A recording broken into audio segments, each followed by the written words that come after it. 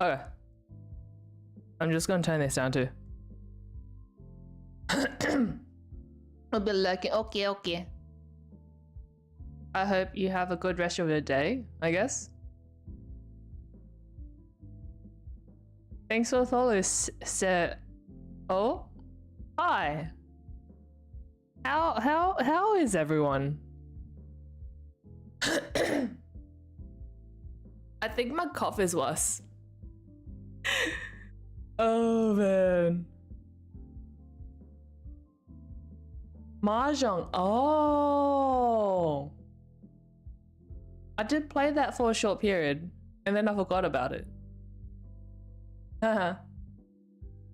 Yes, I don't think I am the type of person who gets into games. I forget them very quickly. I forget about them very quickly. I also lose interest very quickly. Not just with games, just in general. I lose interest very quickly. I don't know why though. What else did I? Oh yeah, I also played the horse game as well. And I kind of stopped. When did I stop? I don't even remember. Gemini, wow. Thank you.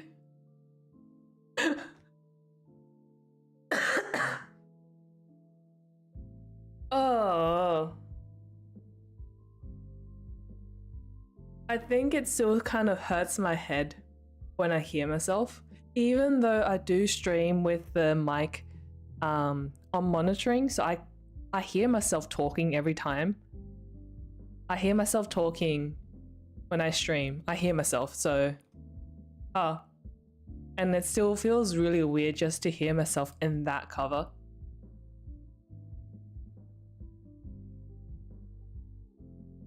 Yes, for the Raiders. Yes.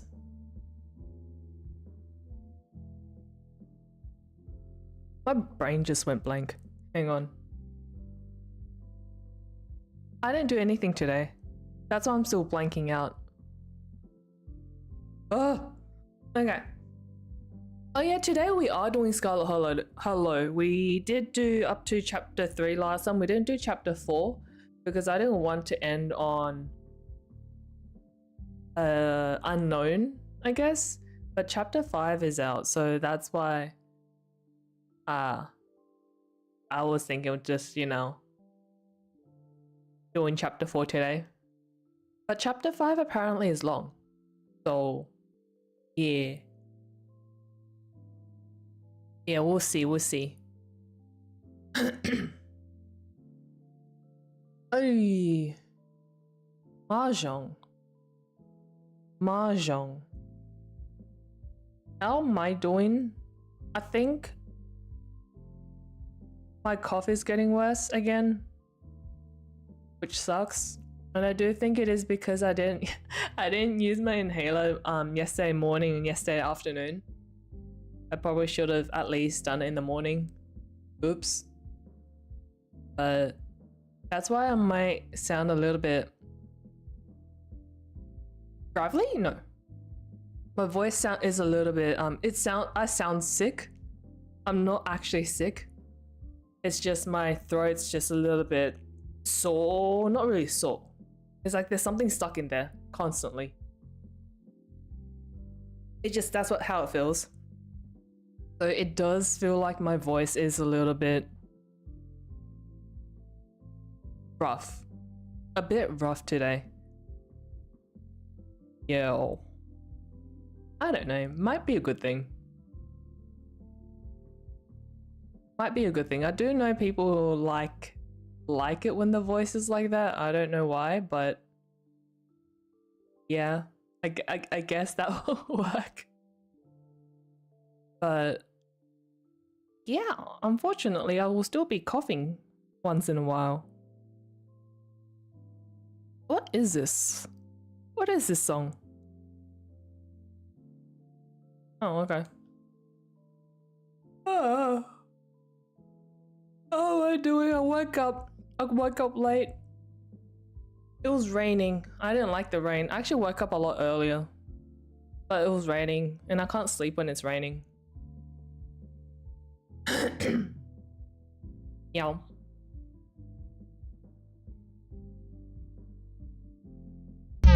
Kana! Thanks for the raid. Oh shit. Oh shit. Hello. Hello. I hope stream well. Yeah, you're doing a long stream today. I hope it went well, I guess. You do need a rest though, please. Please go ahead and do that. I understand you're, what, 18 hours behind me? So it's probably early morning DJ hours. It did. Yes, I hope long stream was 12.5. Oh shit. Oh shit. Hello, Burrito Alex. Hello. Free drinks. Water, yes. Water, good. 12.5 hours, damn. I don't remember my longest. Hello, cozy check. Hello. But yes, I hope game was gaming. Do keep in mind, my throat is still acting up because I didn't use my inhaler in the morning yesterday. So I sound a little bit rough, but it's fine. It's fine. Oh, the cover.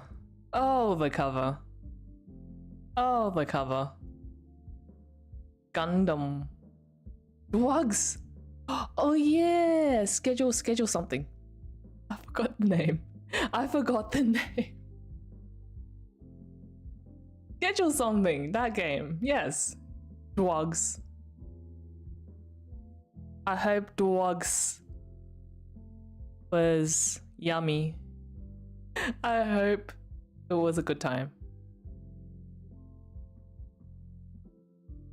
Thank you. Schedule 1, yeah, that game. Vlogs. I did pop in when you were, I think, making a smoothie or something. Was, yes.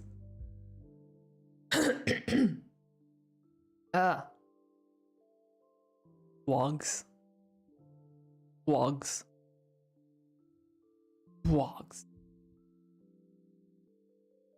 Dealer check was a botanist and package. I hope you made a lot of money.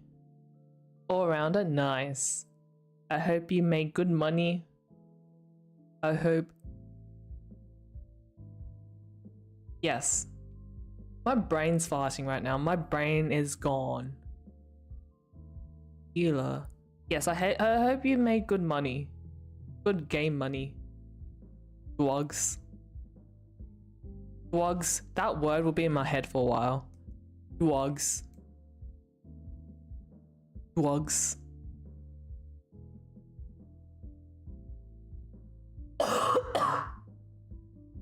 A tons of money, nice.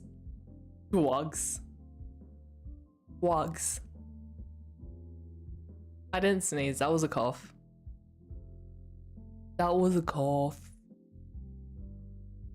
Because I didn't use my inhaler yesterday morning. Yeah. I wanted to see if I could get through the day without it, and I did get through the day without it. I think, I don't know, maybe I don't know, maybe I am getting sick again. Jason, hello Jean, hello Swift. Yes, Scarlet Hollow. Yes, chapter 4. I know chapter 5 came out. I think I read that chapter 5 was a 2-parter, and it is long. Wait, how many chapters is this supposed to be? 7? No, 7? Yeah, 7. Okay. The 5 apparently is long, so maybe we can do 5 as well. I just didn't do 4 last time because I don't know. I don't like endings. It just it just meant that I had nothing to kind of do afterwards. So that's why I didn't do 4 last time. But maybe I should do 5 this time around. Go get some sleep. Yes, have good sleep. Thanks for the raid again. And thank you, Siki, for the raid as well. I recover well. I hope I hear from the hospital soon. Bro, this is going for so long. Very, very long. They said 6 to 12 waiting period to hear from them. Might as well go private, but bit unwilling just because the person my doctor referred me to had really bad ratings. And I just didn't want to risk it. I have really bad luck. So knowing me, yeah, it probably would not be a very successful appointment. Yeah. Oh my god.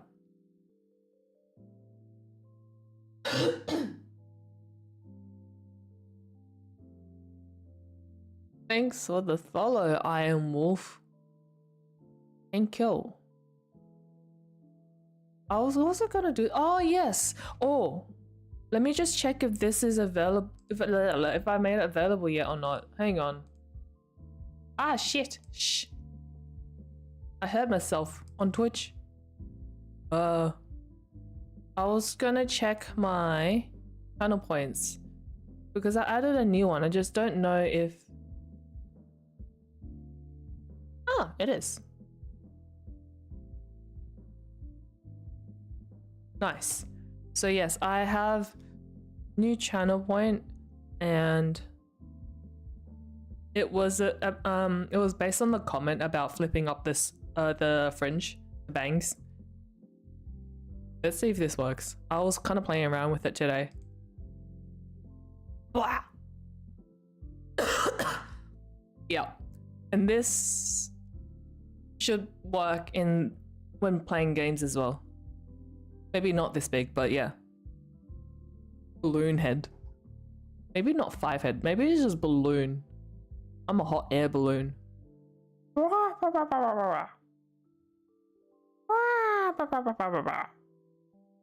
Big head. But yes. If there are any other ideas, please let me know. I don't know. There was a period of time where I was very on top of channel points. I kind of neglected channel points recently, which is fine. But yeah, I should kind of get back on it. I used to kind of pop into different streams and just to see what people have and just kind of, you know, get some ideas. Probably should do that again. Oh yes, and cam. Oh man, I should have gone out to look at tables today. Not buy. Too early to buy. Probably should have gone to look at tables. I need to note down the size of the jigsaw as well, because I do want to complete that. I haven't touched it since last time. That was a nice stream. It was chill.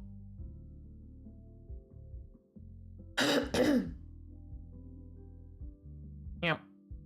Oh, I just realized. Actually, is that possible? When you guys contribute points to the community goal, am I able to make a little alert show up?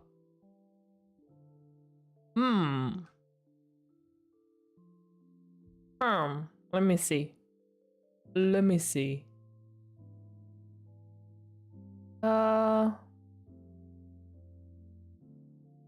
Reward, redemption, no. No.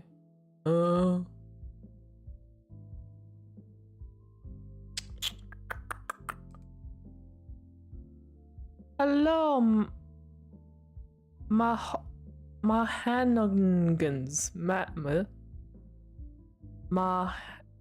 Mahanog. Sorry. Oh, thank you. But how do I say your name? Please help me. I can't read. Mahanongans. Mahanongans. Mahanongans. Mahanongans. Mahano. No.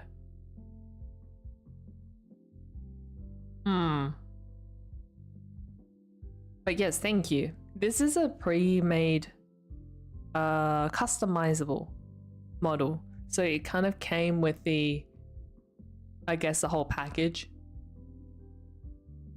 Just call me Maha. Okay. Okay. It's always interesting to see what people have as their names, because how do people come up with these things? Some of them are so creative as well. And every single one of my ideas, I need to add a number to it. Just because it's not original. It's not creative enough. Mine is pretty obvious. Yes, Dwagon. Dwagon. Did you add the W because dragon was taken? Or did you purposely make it Dwagon? I went with it because I play Dragon Age and then I said, huh, that's a neat name. I'm going to use that. So it came from Dragon Age. Oh, okay. Nice. I don't know the game. Mine is really easy. Long-haired country boy. Very descriptive. Says a lot about who you are as well. Long-haired country boy. Character with the name Mahanon. Oh, okay. Okay. No one went for any game. No one went for it in any game. Huh? Any game? Dwagon. Dwogs. Very creative. I googled my name. I googled for my name. No one took it in the league. Oh. When did League become a big thing? I remember people were playing it in high school. Was this what? 2011? 2012? 2011? When was it? I remember there was a period of time where everyone's playing League. Hello! I edit sometime. Hello! How are you?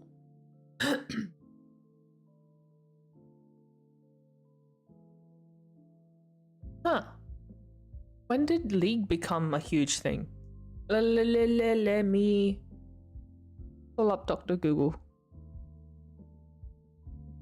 Long time no see. Yes, long time no see. I'm still sick, but I hope your day has been good.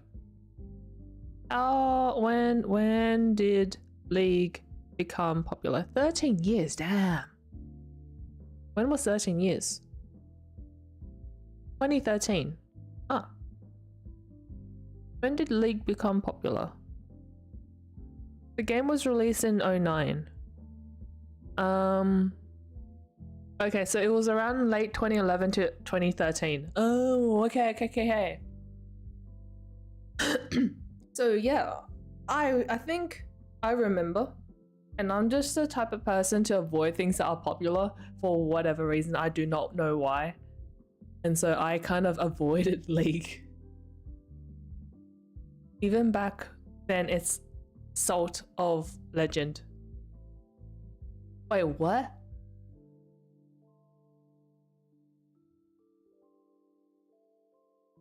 It's back, even back then, Salt was of Legend. Never liked League when it first came out. Why did you play it though? Or did it get better though? Is that what you mean? It got better? You didn't like it in the beginning? Ah!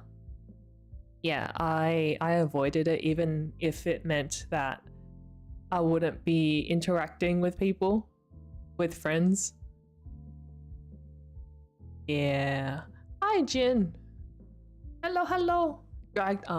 Yeah, I had people try to convince me to play. I had friends try to convince me to play Maple Story, and then after that was after that it was League. And when that didn't work, when both of those did not work, she tried to get me to watch anime, and then that was the end of it all. Anime. Animal. Anime and manga. As in salty players. Ah! Right, okay. May I introduce you to One Piece? I watched One Piece. I never finished it, obviously. I don't even know what episode I got up to. I was watching Gateway Drug. And it was the end of it all. I was also watching Bleach. And then that friend that tried to introduce me to anime, she kept saying how it was boring, how it was bad and all that. And so I eventually stopped because she just kept saying it.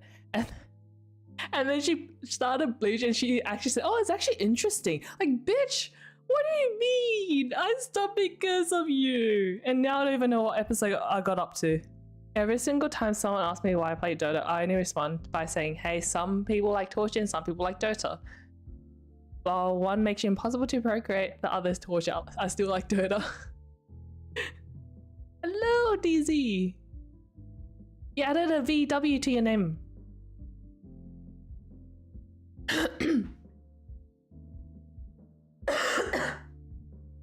But yeah, I'm still a little bit salty. I stopped and I don't even know what episode I got up to. I also watched Naruto. I actually finished Naruto. I never finished the one that came after that. Shippuden. Even more horrible in SEA because the players are kids and kids are ruthless. Ah, yes. And they throw tantrums. Kids throw tantrums. Bleach is alright in the start, but it gets bad, like the Bound Off, for example. I don't even remember what arc I got up to. I really don't remember what I got up to. No, I never finished Shippuden. They call you names in their own language. You can learn a new language in the process. Don't we all start with swear words? I remember that I watched the first season of Bleach, but the 1,000-Year Blood War bored me in the second part. Shane started pretty good. Ah, I don't think I ever got up to that. I don't even know what season I got up to. I don't even know what arc I got up to. So when you finish a game, you end up learning a new language in swear words. Yes! That's how we all start with new languages. We learn the swear words. We learn the name calling, we learn the swear words.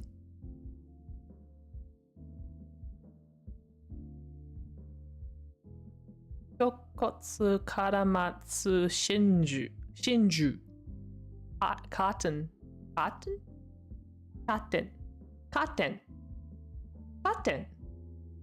Bruh.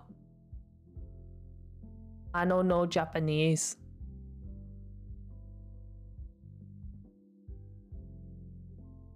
But yeah, Bleach. I do remember that the art style did change for the anime. It slowly got better. First season, from my experience, most people complain about Orihime rescue arc. No, I think I got past that. I think I did get past that.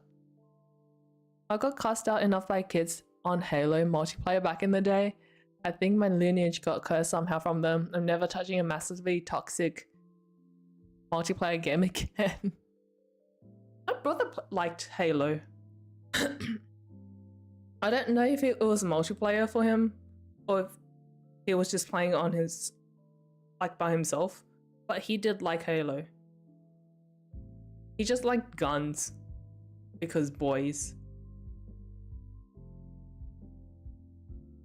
Lineage got cursed. Why? Yeah, boys and guns. He did go through a tank phase. He had a tank phase. He had a gun phase. He never went through a car or train phase. It was mostly guns and tanks. Oh, was there a ship one? No.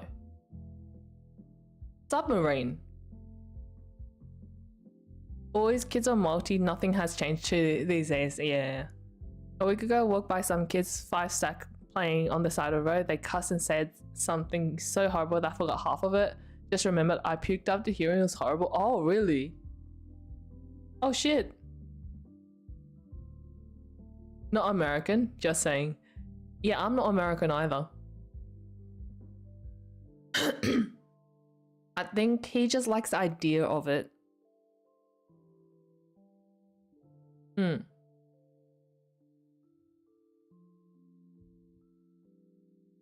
Guns. Yeah, it was either submarine or boats. That was also something else that he was into.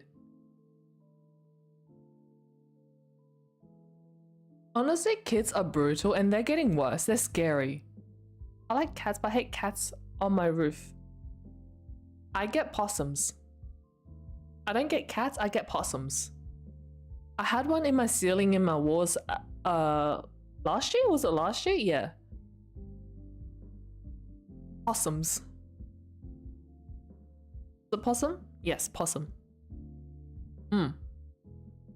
They pooped on my balcony and roof. Oh. Australian cats? I think they're not my cat. My parents, the neighbors have cats, and I remember I walked out of the house once and there was just a pile of cat poop in front of me. I was very confused. Actually, it's because I've never seen cat poop before. So I was very confused and I just assumed it was a cat. Because it wasn't on the floor exactly, it was sort of the balcony area, but on the edge we have this sort of brick wall thing that had an arc. I don't even know how to explain it, but it was on that.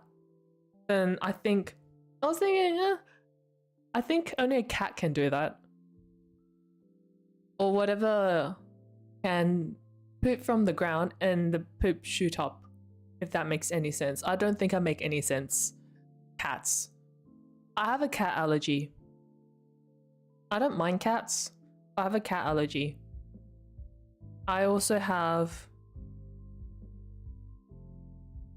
dust. And now I have a new unknown. I don't know what I'm reacting to.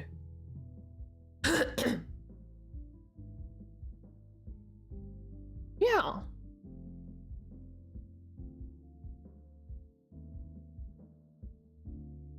Cats. Meow meow. Cats are funny though. Animals are funny. I don't know. Animals are funny in general. Yes, cat. Cat. My raid alert is cats. A bunch of dancing cats. I still remember when it was first triggered. I didn't know about the volume. I kind of destroyed everyone's eardrums unintentionally. I pity those who are allergic to cats. Why? I don't really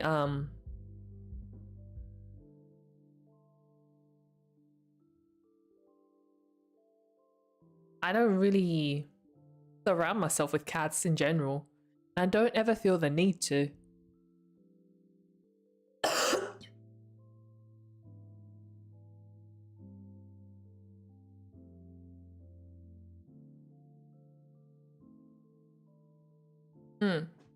Cats. Animals can indeed be funny. One of my dogs likes to watch TV with my mother, and he barks at the TV when it gets to credits of the show movie. You know, animals are smart, okay? They know. I swear, and some of them, I swear, pretend to be dumb. But animals are smart. They kind of get it. My co-worker's dog is a little bit, she says that dog is a little bit empty in the head. A little bit different. Like he's not completely screwed on. He eats poop. He eats his own poop. It eats other dogs' poop as well. I think animals are like humans. Some are smart, some are stupid. They are both, yeah. Yeah. Dumb animals are funny, okay. And then there are also the average animals as well. Like the average humans, the average animals can be predictable, a little bit boring. Just like the humans. The average humans. But yeah, that dog eats everything. It was also eating rocks at one point. It was chewing on rocks. Maybe is that as a teething thing? Do dogs teeth? Are they born with teeth? I don't know. But yes, poop eating. Dogs? No? They're not born with teeth? Oh. Then it might be a teething thing. Last time I saw that dog, it was eating rocks. After some weeks. Okay. It probably had its teeth by then. It was a few months old when I saw it. Actually, no, it was around a month old. It was baby. Actually, I don't even know. It was running around in the store. English is weird. English is very weird. English is hard, okay? I struggled with English in school. I didn't know how to write an essay from year 7 up till halfway through year 12. I didn't know how to write a proper essay then. I figured it out few months before the actual final exam. English is hard. I don't think, because I speak English and Mandarin sometimes, and I'm not good at either. I struggle with both. I think I just struggle with communication now. Now that I'm not good at any of the languages not good at any of the languages that I do speak. English is hard. I don't understand why one language needs like 10 times in grammar. Like, yeah, no. And I think English itself never really made sense. And I remember when I was learning how to read, I would just go with gut instinct. I never really followed rules because the rules never made sense and I can't memorize the rules. So I just went with gut instinct and I watched a lot of TV. So I guess I kind of learned some of it through TV as well. But then you have people like my cousin. She's an international student. The letter C shouldn't exist. The C just doesn't make any sense. C, yes. My cousin, she's an international student. So when they learn English, they actually have all the different rules and the syntax and the grammar. So her vocabulary, her grammar, and her syntax is a lot better than mine. Oh, it's so sad. I remember when I was looking through one of her writing pieces, like essay or something like that, and there were so many words that I've never heard of. And I was like, what does this mean? What does this mean? And she was shocked, I guess, because I think how adults and people in general, older people, when they learn languages, you have all these rules that you have to try to memorize and apply. But when you grow up, when you learn the language growing up, when your brain's still sort of very plastic and developing, it's a lot easier to learn the language without having to memorize the rules. But yeah, learning language in practice or through movies, series, games will always be better than in schools. I don't think I've actually learned a proper language through media. Or instinct, yes. Fake Australian, nah. I don't think I properly learnt from media. Instead of learning, I would sort of become familiar with the language itself, but still not knowing words, still not knowing how to speak the language, still not knowing how to hear and interpret, I guess, understand the language.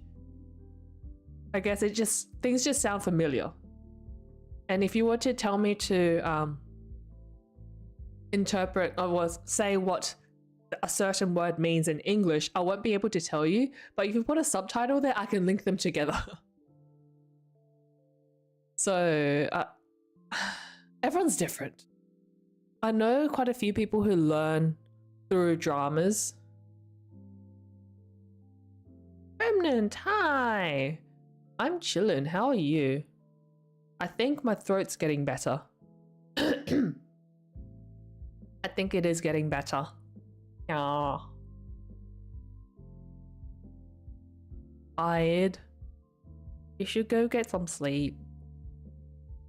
Yeah. You should definitely get some sleep.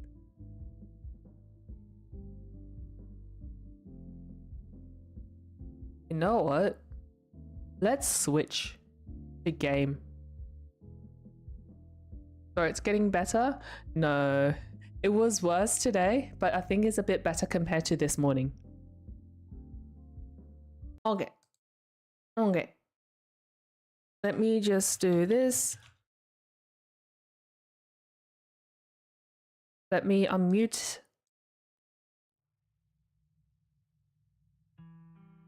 Okay, nice. And then do this and this. Nice. I recently got this situation in college. Professor How would say this sentence in English. Stay it good. What time is it? What time was it? I don't know. Oh. Wait, what?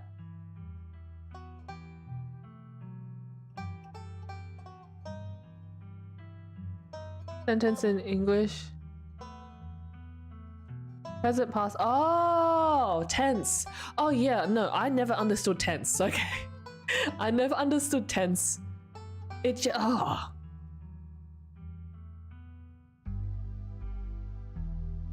I never really understood tense. So yeah, you're not alone. Yeah. I think I know back then when we're learning tenses, I would have past, present, and future tense all in one sentence. Oh, yeah, I'll kind of mix them up. It all made sense in my head, but apparently it doesn't to a normal person.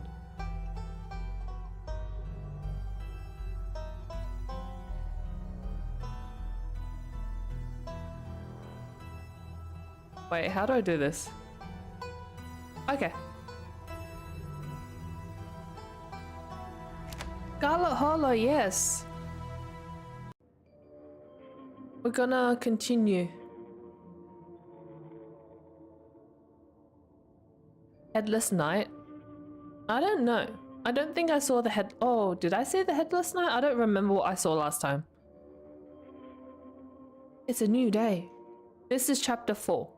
We're doing chapter 4 today. Last night, still mix them up sometimes. I still do as well. And I feel like if you were to interpret or break down my sentences, it's pretty obvious that what I say makes no sense. You're so tired, go to sleep. Don't sleep in the bathtub, but go to sleep. Go get some rest.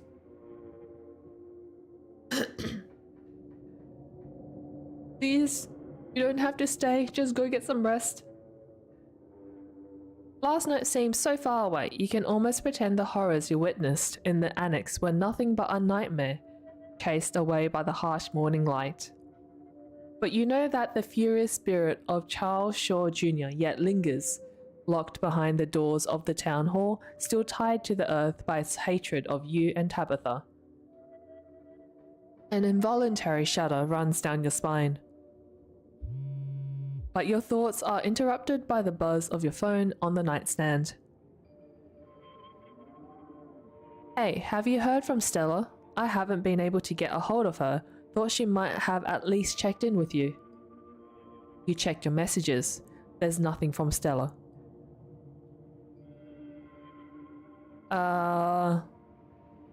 Maybe she's just sleeping. Never my house. So how are you doing? Everyone had a rough night. Probably she was checking up. What if Wayne got her? I don't know who Wayne is. And I don't know if she messaged us last night or not.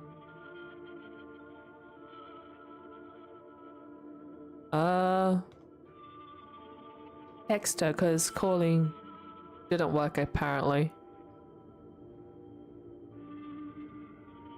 Didn't come after. Pretty worried at police found. Nervous puppet. Call the police to get a wellness check. Yes.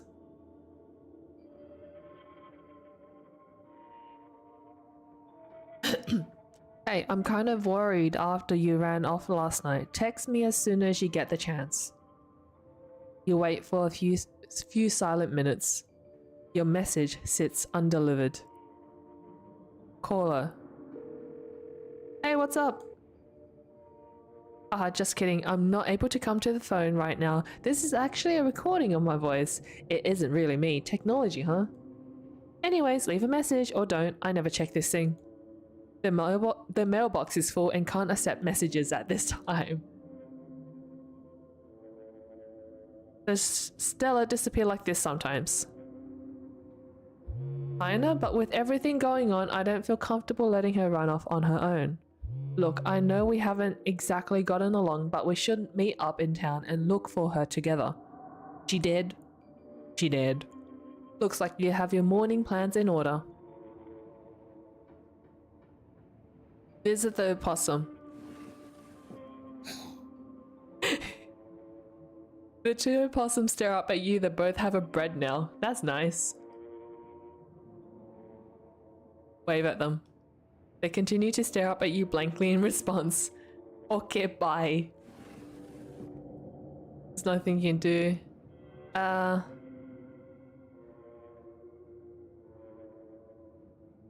Take a shower? The shower's disgusting though.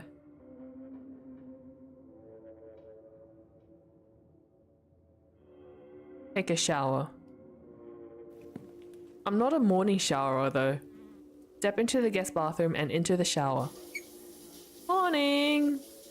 It feels good to wash away the grime of last night's haunting, but eventually you'll have to leave this place and confront the rest of the day. In the meantime, you think about the door in the clinic. What clinic? I'm trying to remember what happened previously. Hello, Indigo! How are you? I don't remember what happened last time. Think of the afterlife. Running off last night. Took the image of him lying there slumped. Oh god. Worst is yet to come. Think about Wayne. Someone special about finally being out of this hellhole and safe in your own bed. Oh my, I'm chilling. It's been alright. My throat was a little bit worse this morning, but it's a bit better now.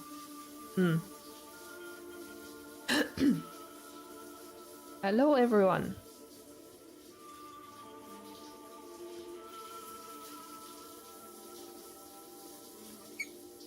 You're done here, you turn off the faucet and dry yourself off. Head downstairs. You find her in the kitchen, her shoulders hunched in a tight ball of anxiety. They're striking, this week of all weeks, as if I didn't have enough on my plate already. I will sleep in the bathtub along with my favorite cuddle item toaster. No! No. Is it hot for you right now? Maybe don't sleep in the bathtub. No, not really. Oh, okay. Don't sleep in the bathtub. You'll get sick.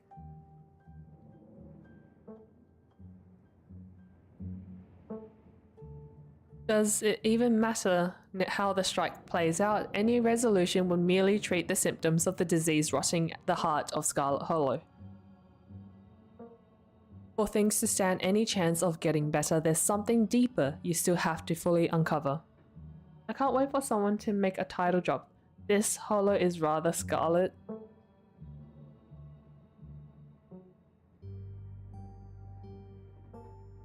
What is a hollow? Is it referring to the mines? Fable, hello!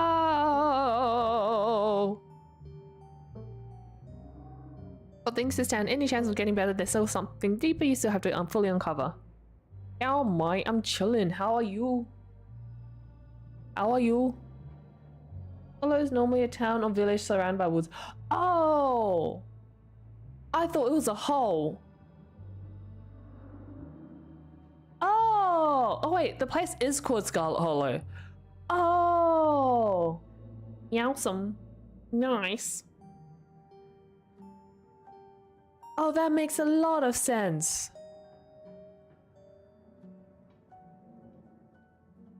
Can't get a hold of Stella. I didn't know that too. English. The valley? Oh. Any news of trap kids? Something that's hollow? Yeah, same. I thought it was a hole. Like something that's empty or whole. Like the mines.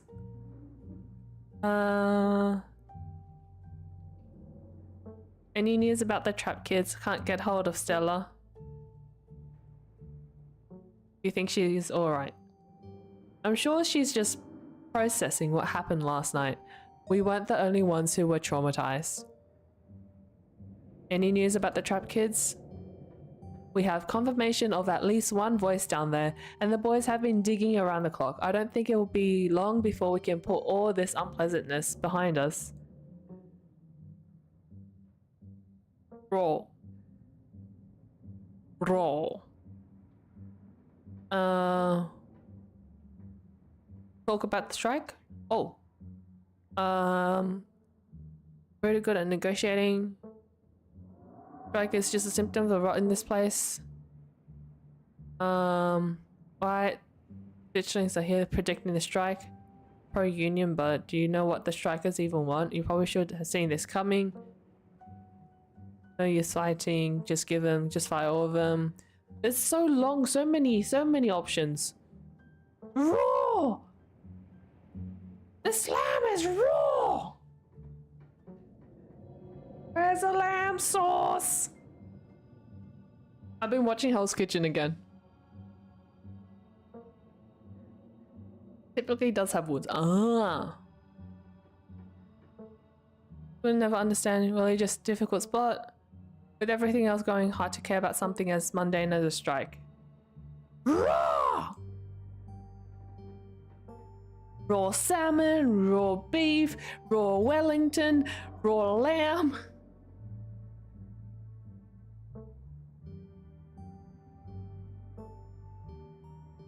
Wooded valley, usually with the river waterway. Ah!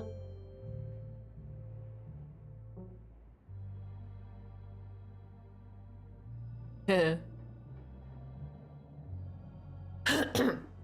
The strike is just a symptom of the rot in this place, Tabitha. If we don't treat the underlying disease, it won't even matter who wins. Okay, yes, I know that we saw a literal ghost last night, but this is important. Hollow Knight. I think Hollow Knight itself I think the hollow there is actually empty. Like, it actually means empty. I think. I don't think there's any woods or anything like that. Yeah, empty. So I guess it's just one of those words with different meanings, depending on the context. Yeah. This game you playing empty? The town, the souls are empty. The minds are empty. Scary? Oh, scary. No, I guess it's the theme itself. but no jump scares. The wallets are empty. Oh. Oh. Old English. Oh. Interesting. Oh.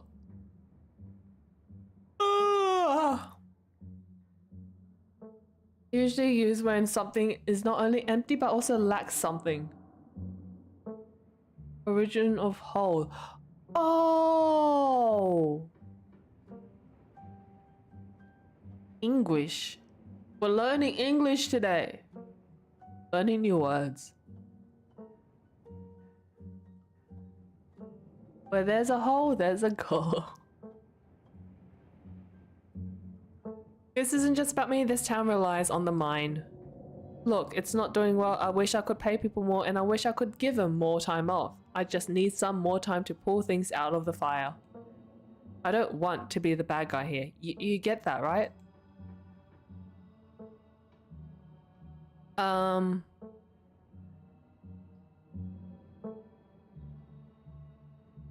Return. Thank you for oh my god. voice. Rest in peace. Oh, thank you.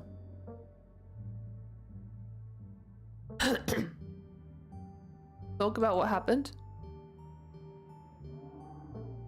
You regret leaving Charlie down there? No, I'm not gonna say that.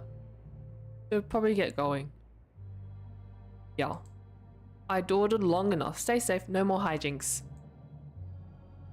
But let me know if you get in trouble, okay? She's nice.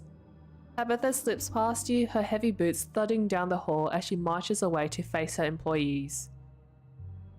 If only you know how scarlet this hollow is. Stained scarlet. The hollow is stained scarlet.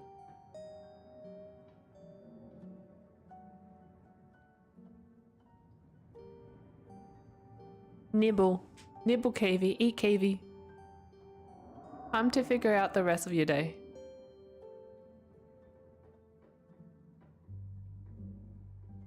PB&J.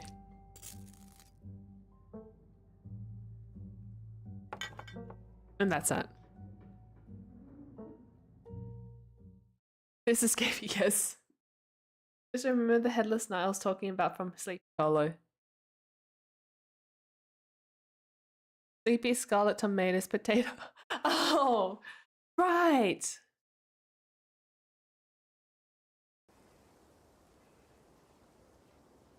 The sun shines down through a thin layer of clouds, illuminating the path in a watery grey light. You can't help but feel countless eyes watching you from the tree line. A feeling that reminds you of your time in the woods with Stella. Ditchling shouldn't be out in the middle of the day though. They're getting bolder. As you continue the trek to town, you pause to stare out at the mountain range beyond the hollow, contemplating a world that's blissfully unaware of the danger threatening the citizens of this tiny town. The world outside feels less real with each passing day as the strange reality of what's happening in Scarlet Hollow gently uproots what you'd always taken to be the truths of our world. Your everyday worries seem distant, overshadowed by a fear and dread that hasn't stopped building up since the moment you stepped off that bus. Tiny? Wait, what do you mean tiny? Tiny? I'm huge. Small? Nah. Never. I'm never small. I've always been the big one growing up. Okay? I have anecdotal proof. I've had teachers, I've had tutors comment on how I'm bigger than the other girls. To be honest, I kind of grew up really quickly, really fast and I kind of stopped growing early. Just want to see the model? What do you mean?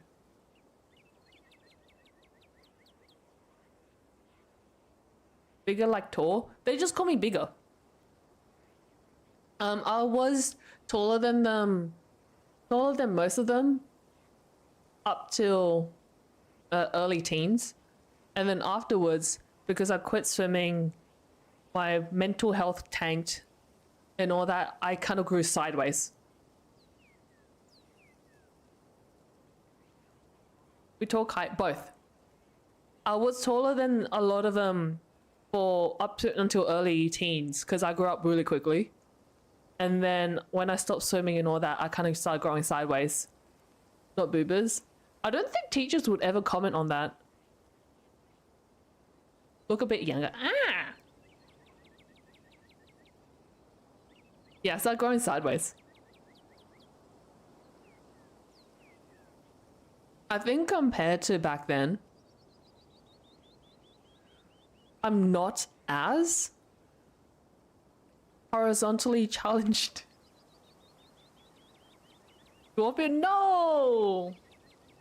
Already, not, I think just overall size, that's what they commented on. Or is the tallest kid in primary school surpassed some of the teachers? Oh yeah, I remember there was a teacher who was a little bit smaller and she's shorter than most of the students back then.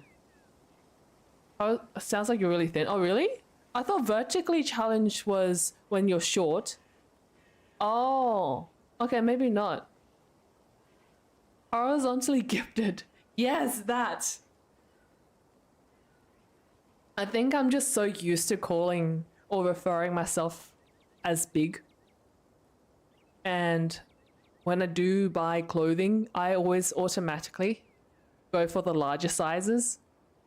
But now I do realize that I do also fit into the smalls. But I do think a lot of the clothing sizes are getting bigger now. Look taller than tomorrow. Oh, thank you. Thank you. I think I do fit into some of the smaller sizes, but I do also think that a lot of the clothing sizes are getting bigger.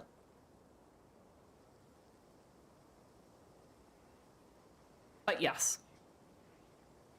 People are mean. That's fine.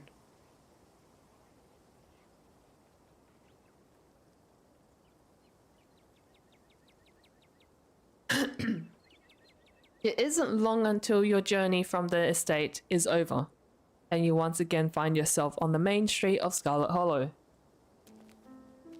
Anika! Hey, you made it. I still haven't heard from Stella, and I've already seen a bunch of those ditchlings things scurrying around in broad daylight. I know my mum said they're harmless, but we should start looking for her.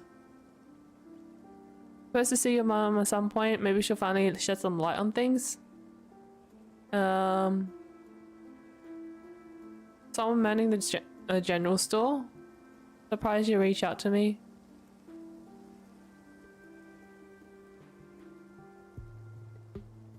I'm supposed to see your ma at some point today. Maybe she'll finally shed some light on things. I'm not sure what she's planning to tell you today, but she couldn't have told all of us last night. Maybe she's going to read your fortune. I should probably stop making fun of her whole new age mystic vibe. A lot's happened in the past couple of days. Still, there'll be plenty of time for tea after we've looked for Stella.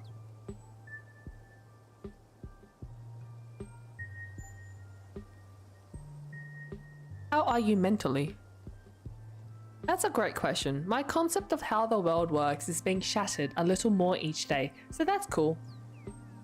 Every day I feel more and more like I need to get out of this town before it swallows me whole, but I also keep feeling like there are too many reasons to stay. Like right now, I can't leave until I know Stella's okay. With her folks gone, the only people she has are her friends. And as her bestie, I can't just let her go running off into the woods to get eaten by Bigfoot. And my mum is just so chill right now, it's driving me nuts. Anyway, that's how I'm doing, probably about as poorly as everyone else who was at the library last night, except maybe Stella. Is the ghost still in the library?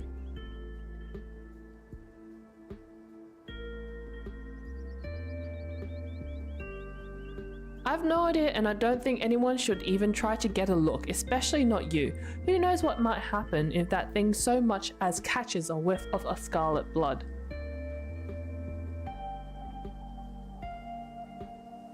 Mere myth. Myth.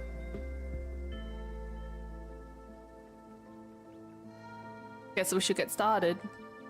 Yeah, we're burning daylight. Where to first? Stella's house. Definitely. I probably should have done that before getting you to come all the way down here, but to be honest, I was scared of wandering off by myself, just in case I ran into any other horrors from beyond the veil. It'd be great if this turns out to be nothing and she is just asleep in bed. You make your way towards Stella's house. Tanika knocks anxiously on the door.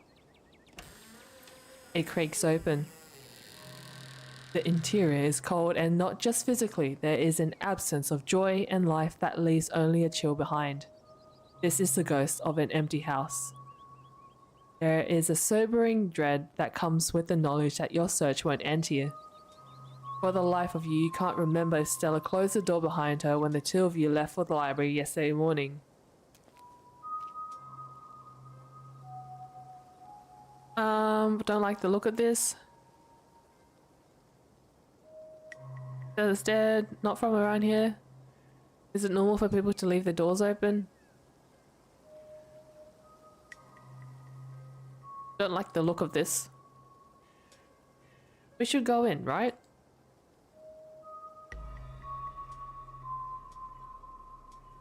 Oh.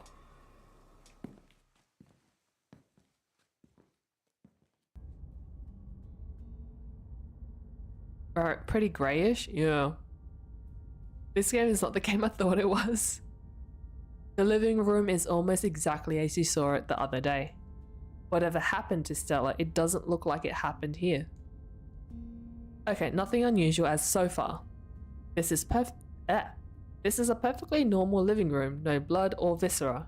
Not even a tipped over lamp, that's good. Kitchen! Stella's kitchen is messier than she left it yesterday. A couple cabinets are hanging open, and a loaf of bread sits on the counter by a used butter knife. Someone was here yesterday. After Stella and I left yesterday, we didn't leave the kitchen like this. Maybe she came home last night, had a snack, and didn't feel like putting things away. Still, that leaves us with more questions than we started with. If she came home last night, why isn't she here now, and why haven't we been able to reach her? You make your way down the hall to what you assume to be Stella's room. She's not here. Though it's a little untidy, it's the usual sort of untidiness that accumulates when someone doesn't often have guests in the bedroom. There aren't any signs of violence.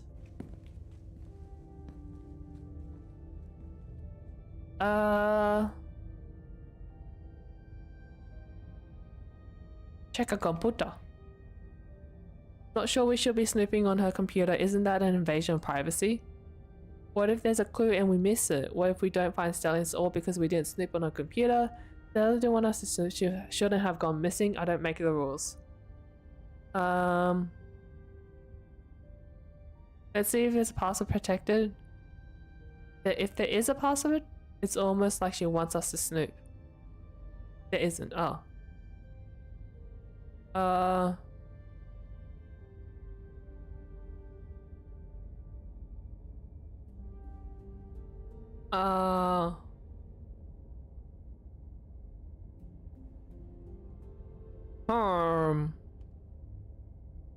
Let's snoop.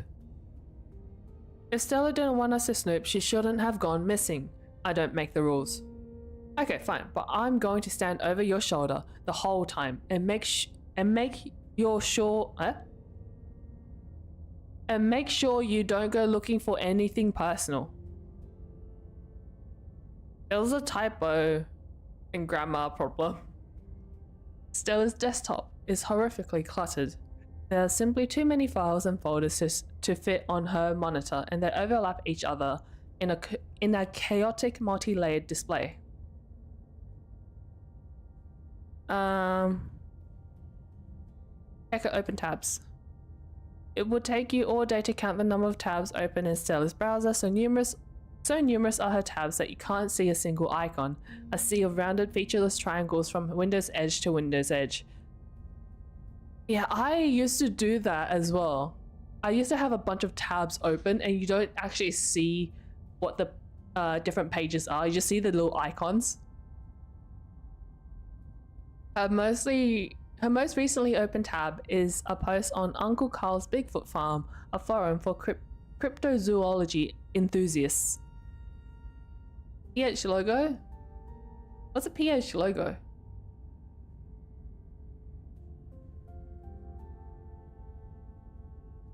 Look at this. Who's this? Pornhub Philippines. How do you recognize a PH logo? The post in question is titled "Something Big is Happening in Scarlet Hollow." I have more questions, Fable. Hey everyone. Oh, hidden Appalachia. Everyone was out chasing a skunk ape sighting the other day and I found these weird little guys. My friend's mum says there's something called ditchlings, but I've never heard of them before. Anyone have any good leads? Went too many times. Oh wait, I don't think you guys can see it. I recognize the S behind my head. Hang on. Wait. I recognize the S on the right hand side. The bottom one. It's Eason Guna. Yeah, I recognize that S because we used to kind of graffiti that everywhere. Cool S. What? Hey, I'm no bottom. Camera isn't shaky enough. This is totally staged. Plain footage in some sort of cryptid nobody has heard of except for your friend's mum. The only thing I'm seeing when I Google ditchlings, some city in England. Thought you were legit. Full S. Guys, since when did high quality oh my god, I can't. When did high quality footage count as anything other than actual evidence? Those things are terrifying. Since every low budget horror movie started doing guerrilla marketing, I smell an ARG. I'm serious. I've got a ton of extra footage. Look at what they've been doing to the animals in town. They're apparently some sort of bad omen, like Mothman. Gorilla?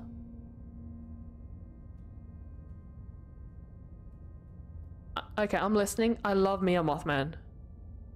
I think gorilla... Wait, what did it say?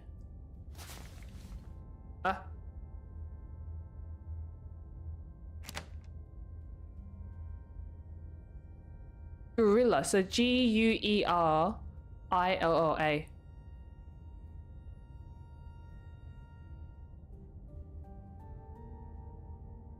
Like spontaneous, I guess? Like how people do gorilla streams. How do you say it? Is it not gorilla? Was it gorilla? Gorilla. I believe you. Gorilla. How are you supposed to say it? Ah, lucky you're falling right into her lap. I don't trust YouTubers. They're entertainers, not scientists. Sick. The thread continues into the next day. Okay, 1. This isn't an ARG. I would never. And 2. You're not going to believe this, but we went into an abandoned mine last night to investigate things, and I'm pretty sure we found some Tommy knockers. Listen to this knocking we managed to catch on tape. Guerilla. Guerilla? Oh, Guerilla. Gorilla. Gorilla? Guerilla? Guerilla. Gorilla. Phonetics? No. No, I never learned phonetics to read. Gorilla. There's a link to an audio file titled Tommy Knocker's Real. Just because you put the word real in your file name doesn't mean they're real. 2 supernatural events on back-to-back nights? This is so fake. I can't believe I bought into that River Runner hype. You're so full of it. Yeah, we don't learn phonetics. I can sort of guess, but I've never really learned them. YouTubers are always going to sell out to big indie horror. This is kidnapped by aliens all over again. Also, lol, doughy white things and now loud popping noises. This is definitely an ARG. Did you sell out to Pillsbury? How do you learn proper pronunciation at school then? Instinct! But no, the thing is, in school we speak English. So I learned by copying the teachers and my peers. Learn it in university. I never learned phonetics in uni or school. Because I just sort of, as a non-English speaker, it's sort of a monkey see, monkey do kind of situation. So I listen to how the teachers speak and I copy. I listen to TV, radios and all that and I copy. I listen to my peers and I copy. And you kind of figure things out.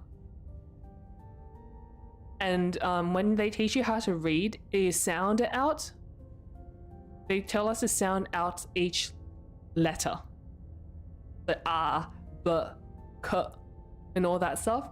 And you somehow bring it all together. I don't know. Third party English speaker. Oh. Yeah, I'm a second languager.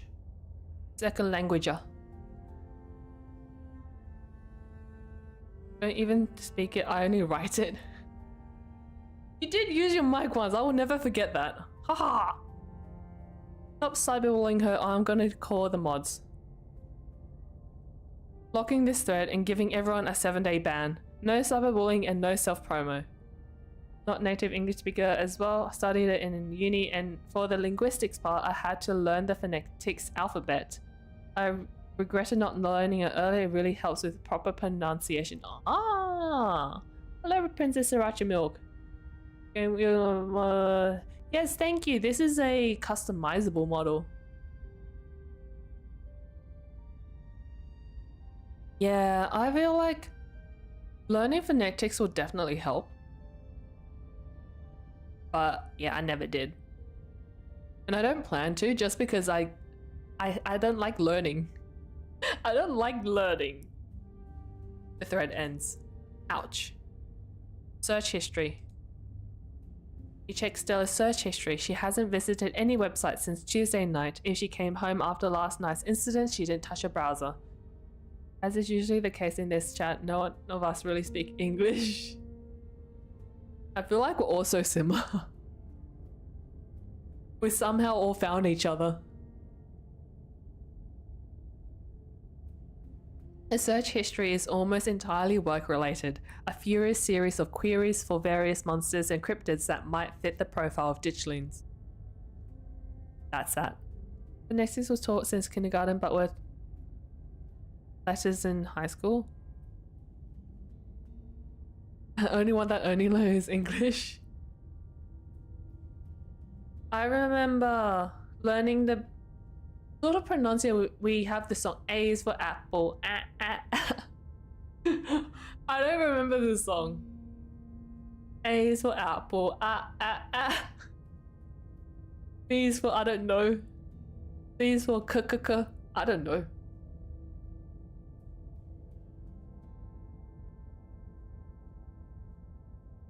I think we've seen enough.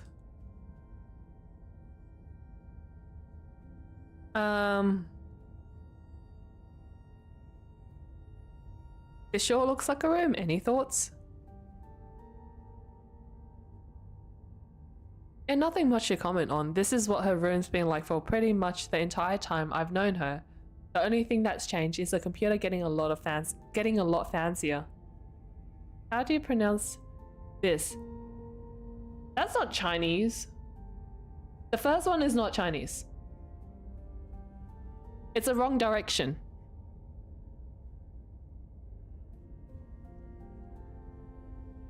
The little arrow thing. It's supposed to point down, not up.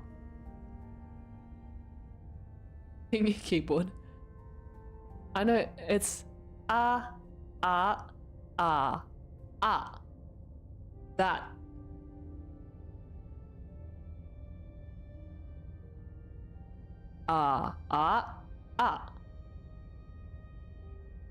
Good job, thank you. I learned that before I learned English. Even I don't know the difference. Oh, really? Nerdy about modders, how ya? Don't think I've seen this game before. Curious. Oh, don't be sorry. I don't mind. What is it about? Visual novel, A Weird Town. We're on chapter 4 right now.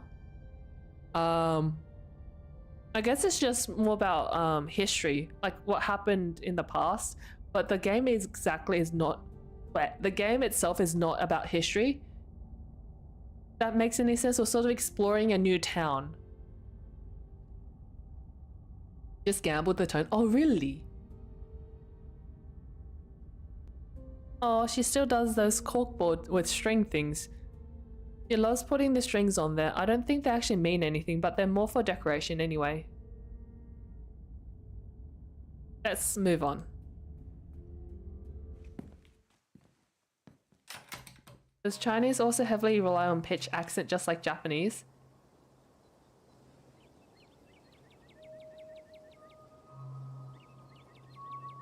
Chinese is very tonal. Is it tone or pitch? It's very tonal. It's very about tone.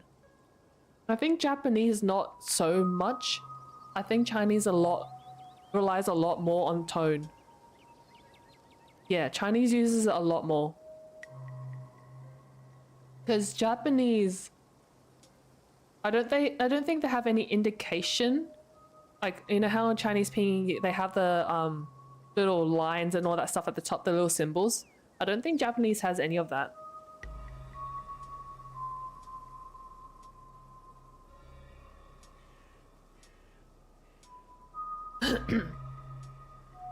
Alpaca in Chinese.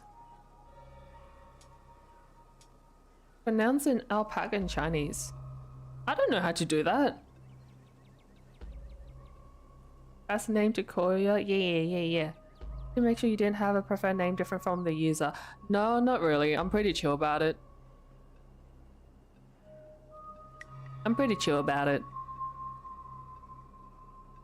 Sriracha milk. Do people actually mix sriracha milk? Is that a thing? Just curious. I hope not. Huh. I feel like it might work. I don't drink milk though. I don't drink milk.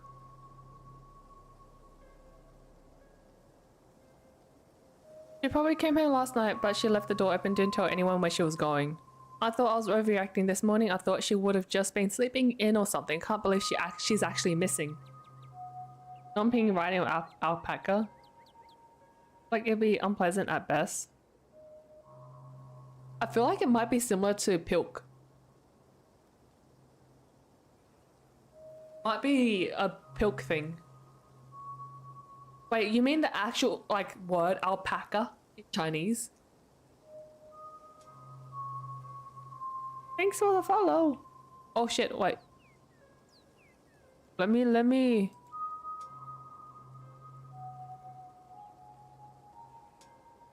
Follow, because in German there's no such thing as it was first time encountered pitch accent. Actual name. Oh, okay. I don't know it. No, you're fine. Alpaca in Chinese. Yang to what? I can't see that. Hang on. Young Tuo Mao? Ah? Oh, you mean that one? Oh god. You mean Tony Ma? Tao Ni Ma. Tao Ni Ma. Oh, yeah, I know. It's not. Whoa! Don't worry. My cousin used to call me names in Chinese. I didn't know what they meant.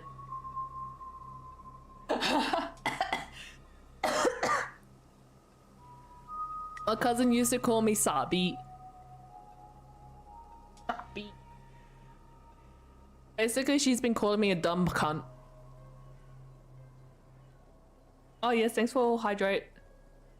She was been calling me that for a while, and then I eventually told my mum, and then so she stopped.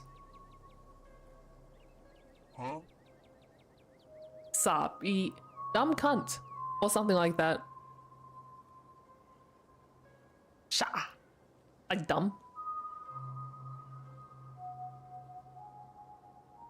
Yeah, apparently it means dumb cunt.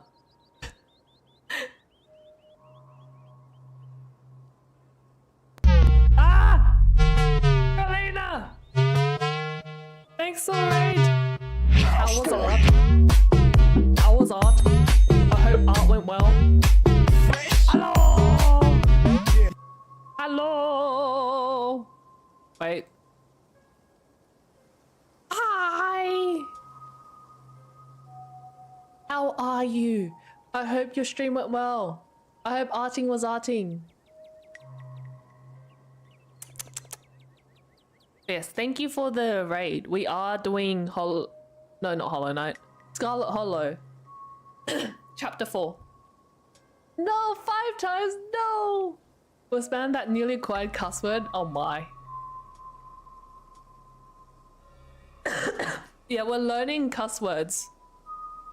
Talking about alpaca in Chinese and what my cousin used to call me. Yo. Oh, I'm not Cantonese. Hi, Yosdo. My cousin used to call me Sabi. She did that for quite a while before I learned what it meant. An alpaca. Tao Ni Ma.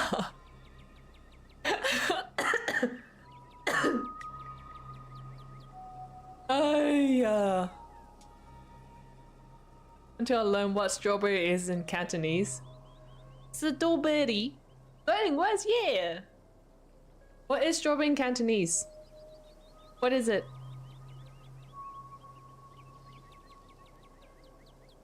Strawberry. Yeah. Yeah, I heard that somewhere. Strawberry.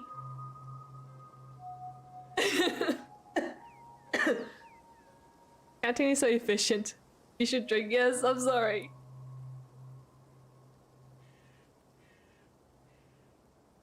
I didn't use my inhaler before this. Oopsie. I'll use it afterwards. Strawberry. I'm not Cantonese. I don't really understand Cantonese as well. But it's always so interesting how I can recognize it. I just don't understand it.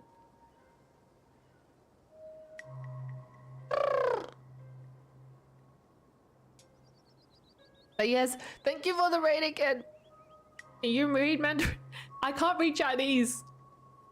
I used to be able to. I used to be able to read like actual stories. But this was before I learned English. And then I had to focus on English and I eventually forgot Chinese. Sounds so harsh even with the cutest voice. Does it?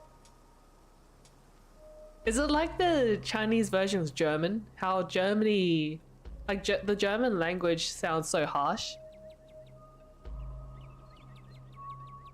Doesn't know any language. Wanderer of Nameless Waters. Bruh. Wanderer of Nameless Waters. I feel like that might be a good lore or theme for someone. Wanderer of Nameless Waters. But yes, we're doing Scarlet Hollow. We're starting to get into the spooky. Need a shower? 10 exercise redeems. Good on you. Exercise. Can you read Chinese cuss word? No. I can't read any. You're broken. It's exercise. It's good. Show of a person. It's good. Exercise. I once wasted 10k points. No. Was it 10k? Yeah, I wasted 10k points on someone's exercise redeem and I was left with 800. I didn't have an exercise. Oh!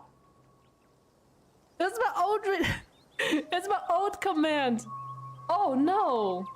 I didn't have one. That's my old command. What the hell? Since when was that there? Wait, I forgot about it. Wait, where is it? Wait, where did I put that? Was it in the stream elements? Wait, huh? Wait, huh? That's not in my streamer bot. What the hell did... What should I do? If you want me to exercise, what should I do? Wait, let me just find this first. Where is this? Commands?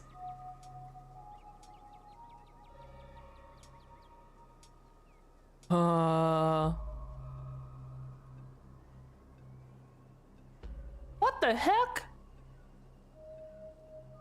Where did this come from? 100 burpees. Bro, I actually did that once. I did 100 burpees once. Cause, yeah, I was bored. Wait, what? I actually can't find it. Huh?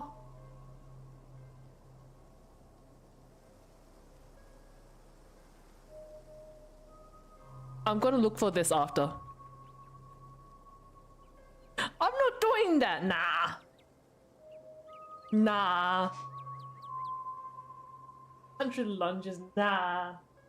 100 kilometers. Nah. I don't have a kettlebell.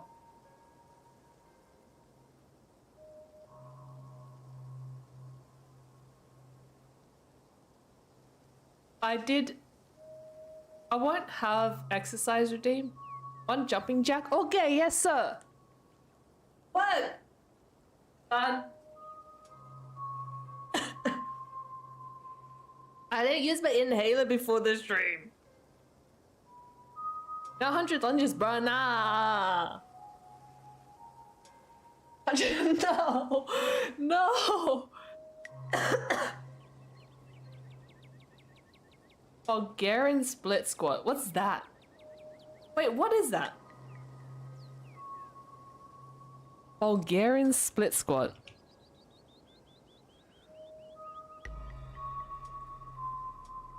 Big step. What is that?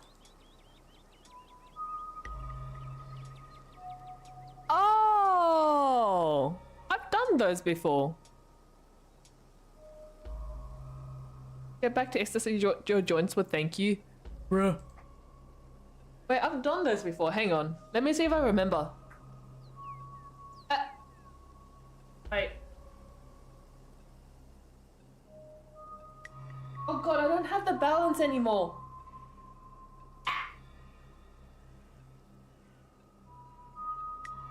No, I'm gonna fall. Hang on.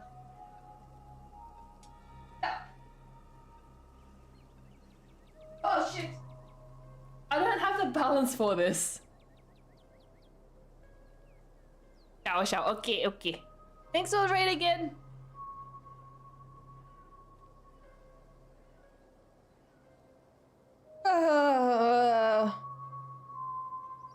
I have been trying to exercise though.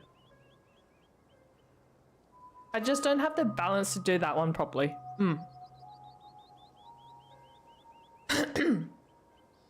Oscar and Rosalina should be at the old Maxwell place.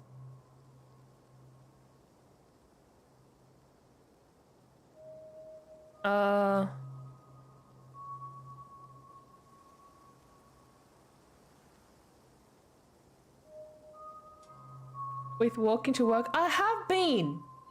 So in the morning, I don't wake up early enough. So I drive to work. And then at lunchtime, I drive back home. I eat lunch and I walk back to work. And then after work, I walk back home.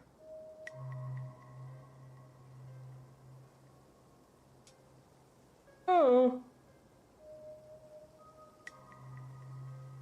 Let's check in with Oscar and Rosalina. They're at the Maxwell place, right? How far is your house to work? Like a 5-minute drive. Or like 20-minute, 15-20-minute walk. Not that far.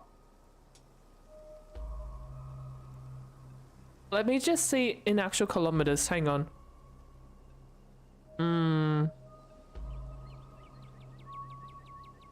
Let me see in actual kilometers.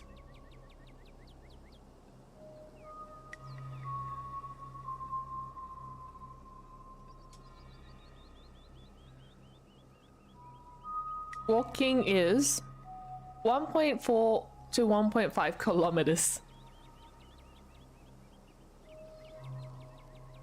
15-minute drive. Yeah, I think it's because it's a countryside, so everything's quite open. But what kind of stops me or slows me down is just school zones.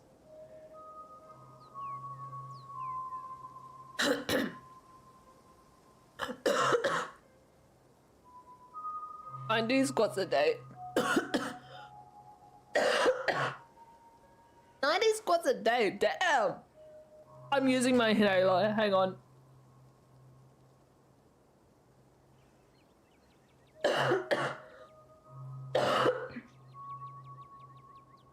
Gonna let some kids force you to slow down, what?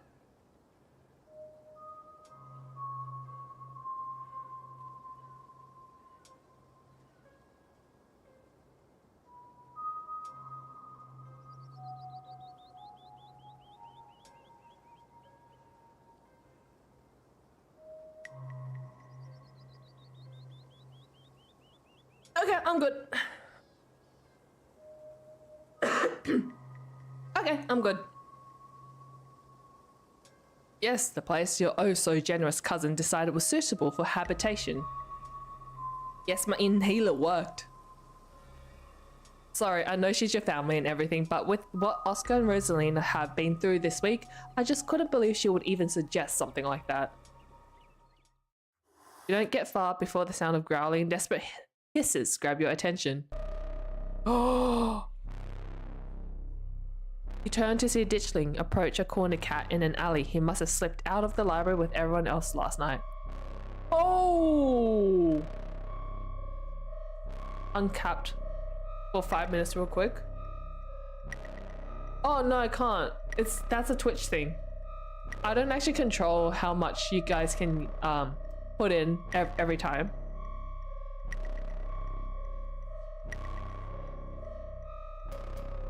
Yeah, it's a Twitch thing. I actually can't control it. I don't really... Yeah. Oh, yuck! Wait, what?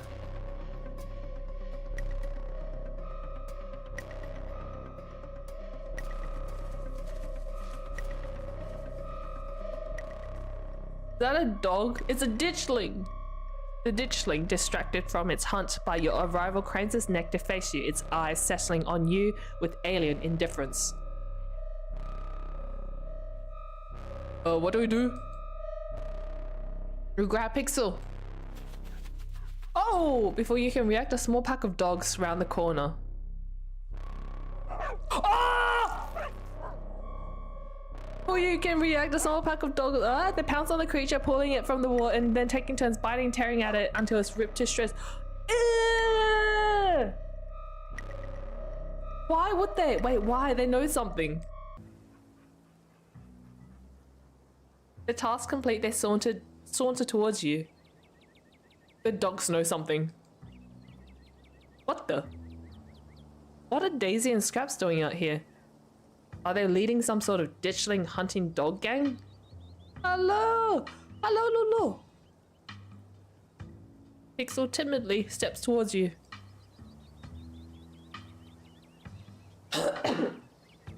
Pixel, you got out of the library. Oh, you poor cat, come here. Why does a cat look like that?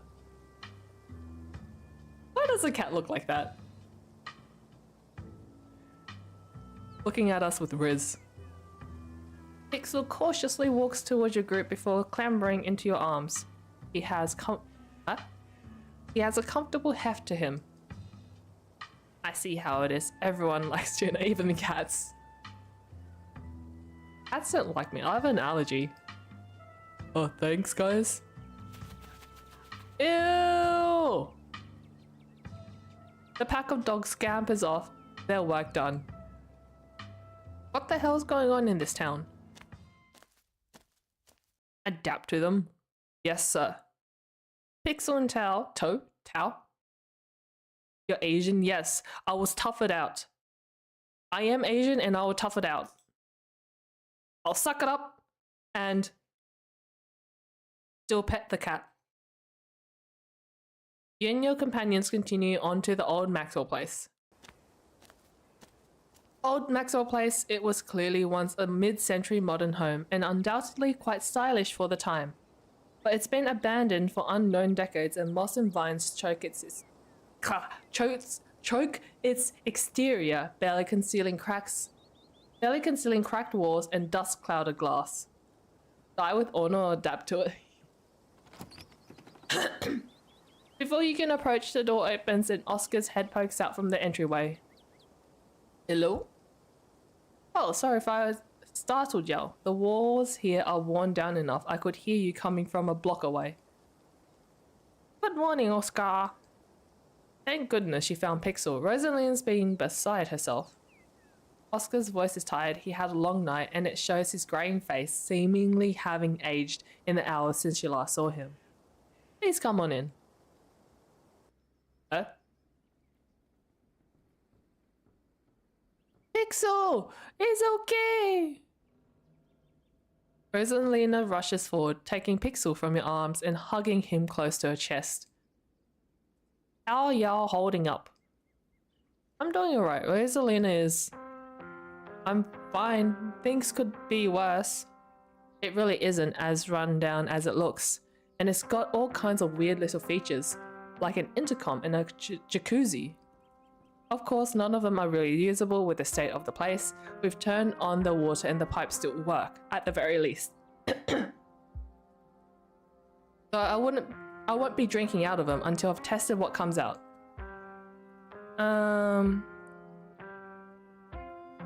Say this place is a jacuzzi? For some of the stuff? Happy to Korea now the library's closed. Have any of you seen Stella? I wasn't about to trust a ghost bargain. Didn't think it was a fair trade. I'd like to apologize on behalf of my cousin for making you stay here. What's the plan?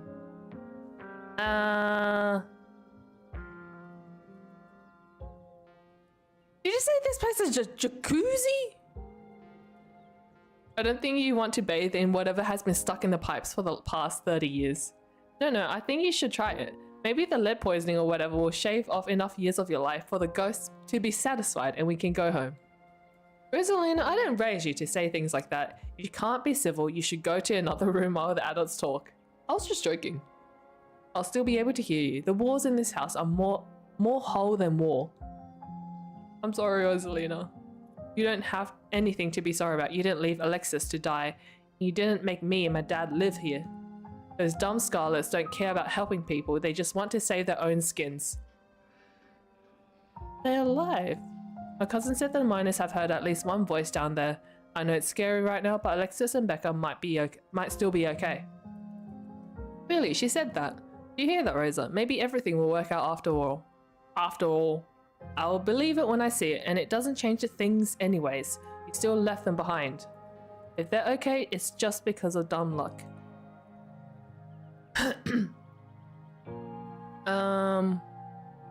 Have any of you seen Stella? She hasn't gotten in touch with any of you? Texted me last night and haven't heard from her since.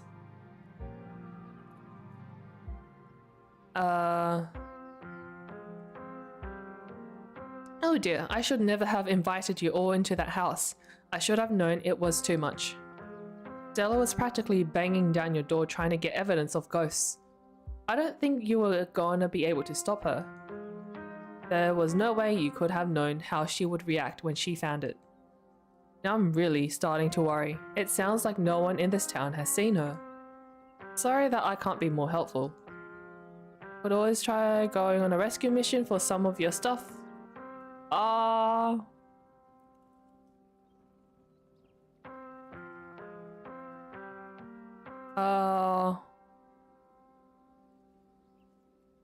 I didn't think it was a fair trade.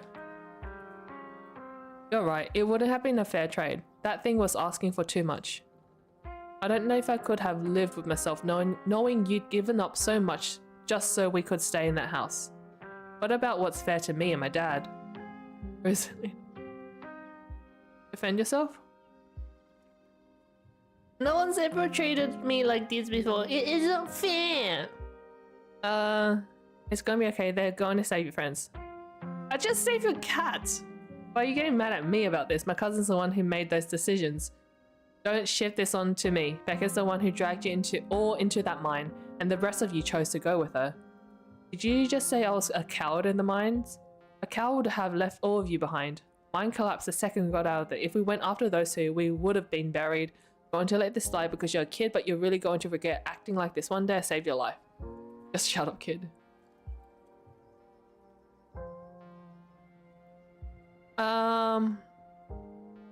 What did she say?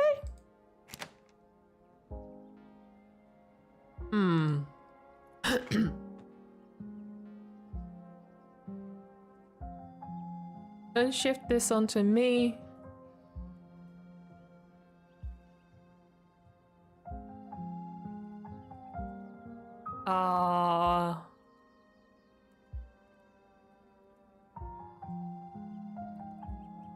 We would have been buried.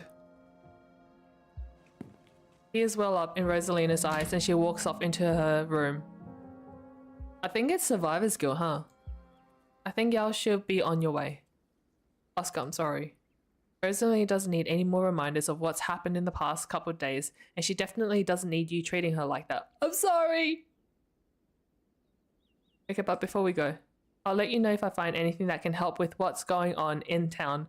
But right now my daughter needs me and she just needs Juna to leave. I'm sorry! Let's not dwell on what happened in there. We have to stay focused on finding Stella. Oh, diner. Folks tend to congregate there. Maybe we'll run into someone who's seen Stella. Should have chosen the mature option. What's the mature option? What was it?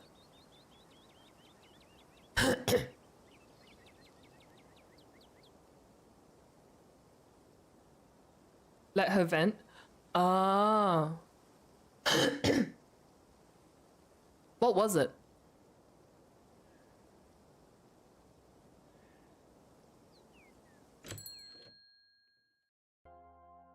Diner's busier than you've ever seen it. Small booths packed with miners.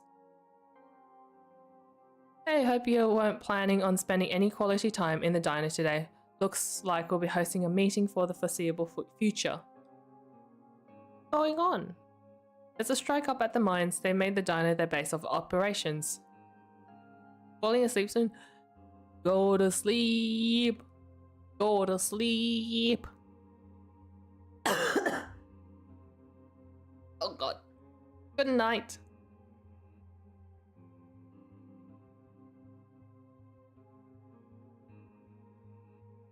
Good for them. It's about time something like this happened. This is great for business. These fellas can have as much free coffee as they can drink if they keep piling in like this. Miners didn't even notice you entered the diner and instead of speaking in hushed voices, argue with each other loudly enough for you to easily overhear. I guess the shift schedules are pretty brutal, but I'd like more vacation days. I'd love to be able to see my family around the holidays. and better health benefits would be amazing. But what if she decides to fire all of us? I don't remember if I have sent a Chinese New Year problem. I don't know. I don't remember. You're only a year or so into the work, and trust me, the longer it goes on, the more it sucks the life out of you. Wait, I don't think I was streaming Chinese New Year. I think that's when I took my break. That was February, right? Red lanterns and golden light firecrackers bloom across the night. With every blessing, joy feels new. My brightest fortune is loving you. Aww. Yeah, I didn't see that.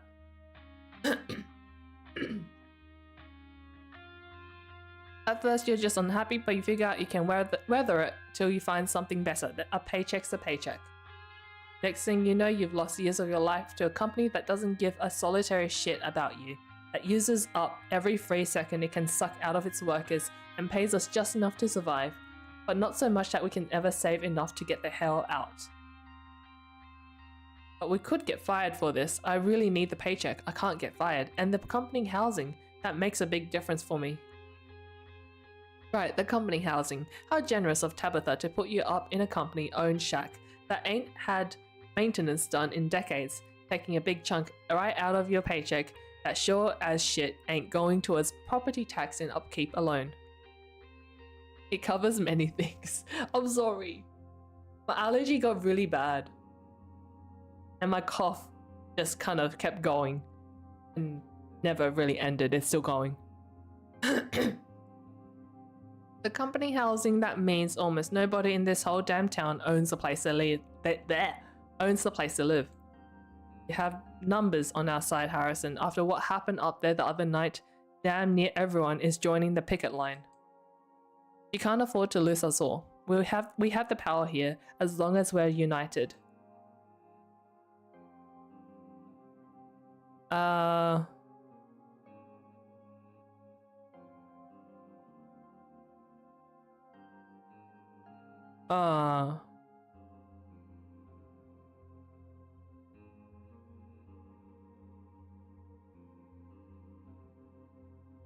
Wait. What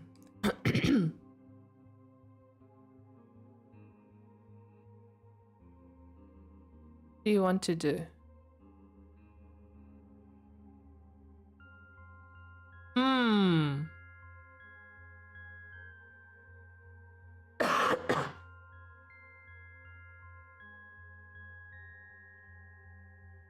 Have any of you seen Stella? She's missing. Mine is turned towards the doorway, all eyes glaring at you in unison. YouTuber? No, we ain't seen her. As you can see, we've got a lot going on today. We'd appreciate it if you didn't butt in. Harrison's voice drops to a barely audible mumble. I hope she's okay. She hasn't been around, but I'll let you know if I hear anything. So about the strike. We all know who you're related to, kid. Word travels fast. I'll be damned if we talk business in front of you. Don't mind fellas, none of you are even going to have jobs left to strike over. Maybe you can save this until next week. Tabitha's mum just died. This whole strike thing is hardly fair. Maybe the boss's cousin, but I support the strike. Do you think I like Tabitha? You met her, right? Let me promise you that our blood relationship means nothing. I don't actually have a horse in this race. I don't even know Scarlet Hollow existed until a few days ago. Maybe I can convince Tabitha to back down. I'm not a snitch.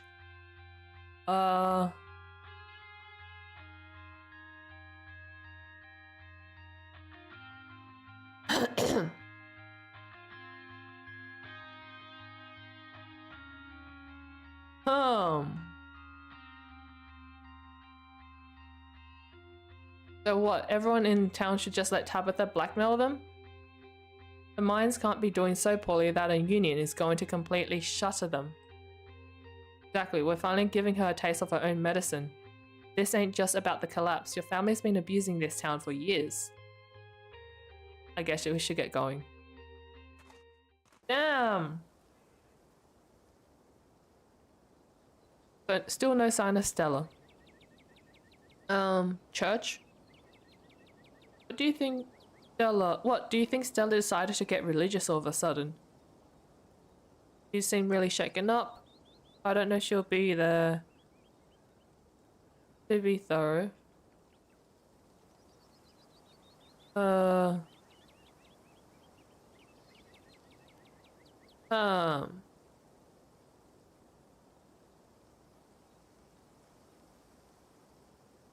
Right. Stranger things have happened. Let's make it quick, though. I don't want him trying to rope me into some church event. Kanika leads the way, taking you up the gradual slope towards the church. Alright, where is that weirdo? Oh my, 3 visitors at once on a Thursday? This is unprecedented. There are only 2 of us. Oh no, we're followed by a ditchling? Were we followed by Wayne? What's up, old people? Oh, it's just Zane. What are you doing here? All the glimpses of death I've had in the past 2 days have forced me into the midst of an existential crisis, my dudes. I wanted to see if faith held any answers for me. Alas, I have not yet found the solace I seek. Give it time, Zane. It sometimes takes a while for the Lord to work his way into your heart.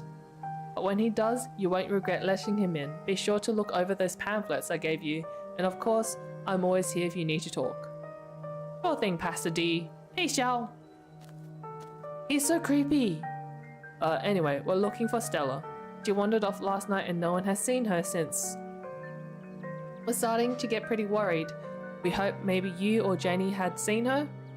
I can't speak for Janie, but I'm afraid I've seen neither hide nor hair of Stella. If you'd like to talk to my wife, she's just over by the alpacas. Alpaca! I was hoping we might be able to talk in private. Why does it have to be in private?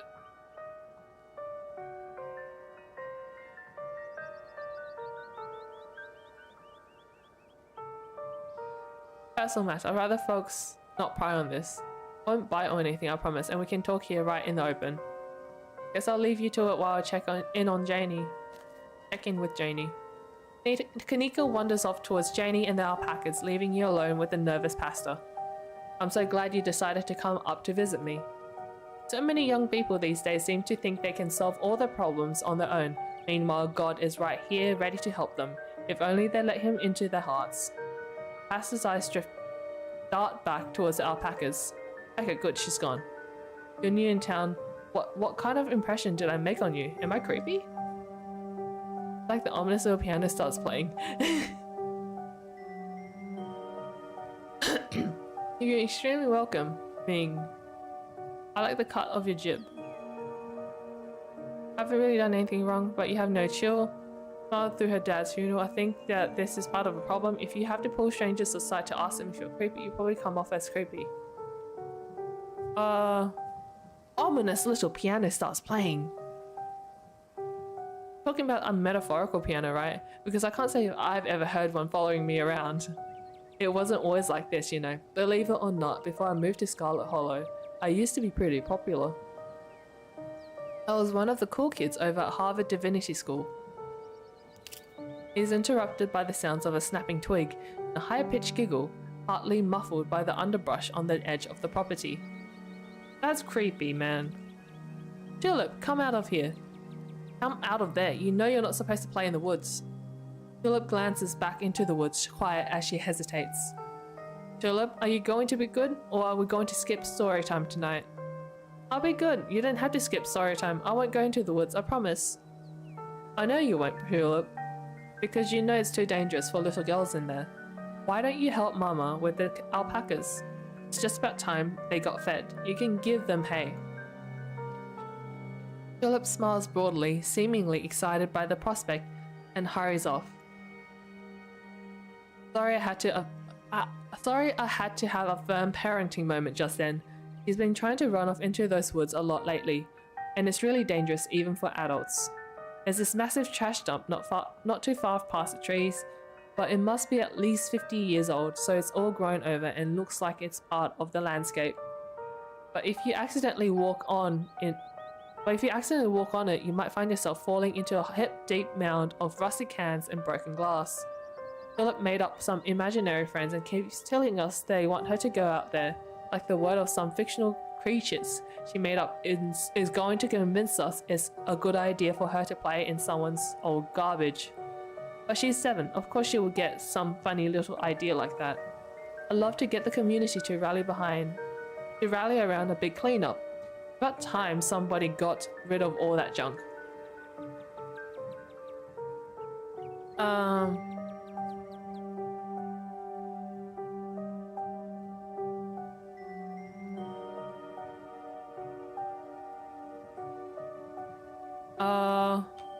Wait, imaginary friends. She's just been talking to these friends of hers lately. Little stories about creatures that live in the church. I'm sure she saw some animal and then decided it was her friend. There's nothing to be overly concerned about except the trash heap situation. Out of the corner of your eye, you see Kanika walking back to the two of you. She must have finished talking to Janie. Janie says she hasn't seen Stella either, so we'd better get going. Hope your talk with the pastor went well. Yes, we had a great conversation. I appreciate you all stopping by, even if it wasn't under the best circumstances. I'll let y'all be on your way. And I hope Stella turns up soon. I'll put in some good prayers with the big man for her. Alright, thanks. See ya. Kanika starts back down the path to town, and you follow. Okay, now that we've put some distance between us and the church, what did he want to talk to you about? He didn't say anything weird, did he? Jules apparently made some weird imaginary friends. We might want to check it out later this week. Yeah. Kids make up imaginary friends all the time. Let's not get too distracted until we find Stella though. Where to next? Should go to Mines. Guess there's a decent chance Stella went to find your cousin, since they're friends. Come on, I'll drive us. Follow Kanika to a van. It isn't long before you find yourself outside the Scarlet Mines. Oh. A wall of bodies, picket signs, and megaphones in hand forms a human barricade around the entrance to the Scarlet Mines. I'm unhappy with the treatment I am receiving as a worker in the Scarlet Mine. Better hours now on at all. Scarlet more like toilet. I hope it's not weird to talk to them while they're in the middle of all this. Look out, fellas. It's the boss's cousin, and Zach said these kids were just down at the diner acting suspicious. Don't engage. Have any of you seen Stella? See, she's missing. I don't care about the strike either way. Maybe related to Tabitha, but I stand with the workers. I'm pretty sure she knows you're striking. There's nothing I can tell her she doesn't already know. I know nothing, I heard nothing. I'm shadowing the wall. I'm gonna take you down somehow, whether you talk to me or not. Oh. Have any of you seen Stella? The miners collectively ignore you. Look, I know you have a well-deserved bone to pick with the Scarlets, but Stella doesn't have anything to do with the strike. Have you seen her or not? The YouTuber? She's the one on all the banned from property posters, right? We haven't seen her, and we've been out here all day, so we'd know if she come by. We'll make sure to keep an eye out. Can't say we'll be much help though. We'll just be standing around here for the foreseeable future. Can we visit a dig site? Oh yeah! What about the kids in the mine? You worried about those kids stuck in the mine? We've heard voices, so we know they're alive. Now we just have to get them out. We've got a team working in shifts to reach them as fast as we can. Okay, good. Maybe striking, but that just means we're not making the boss any money.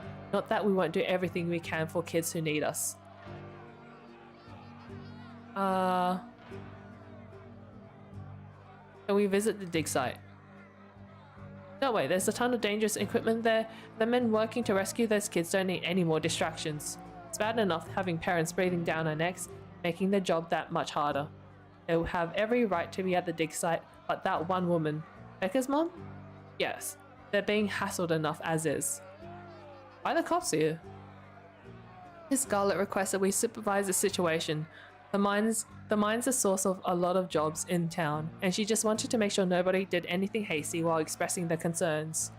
That's a polite way of saying that they're here to intimidate us. A little reminder from the boss that she owns more than just the coal mines. Simmer down. Nobody is here to intimidate anyone, but the Scarlet Mines are private property. Miss Scarlet has every right to request some oversight during a tense situation. There's a lot more of us than there are of you. Let's just go. That means we don't have to talk to Tabitha, that's fine by me. Guess that's it for the mines. Come on, I'll drive us back to town and we can figure out our next move from there. Oh my. Where to next? We go to the cops, right? That's not a terrible idea. I'm sure there won't be much help, but we are dealing with a missing person and that's cop stuff. Hopefully they don't give you a hard time. They've really been on your ass. The police station is exactly what you expect from a town the size of Scarlet Hollow. It smells strongly of coffee and faintly of aged furniture and paper. And the general tidiness speaks of a department that doesn't get much of anything done. But you're also not alone here. Enter to find a worried Beau standing between you and the officer behind the desk. Big Betty wasn't just a pumpkin, Deputy Franklin, sir. She was going to be a prize winner. Raising her was the last thing me and my daddy did together. She's important to our family. Scarlet Hollow police are spread pretty thin at the moment, young man. Any property disputes will have to wait if indeed there is a dispute to be had. Are you sure it wasn't some animal that took your vegetable? So, you know Mr. Tremaine thinks that land belongs to him. He probably thought Big Betty was his to take.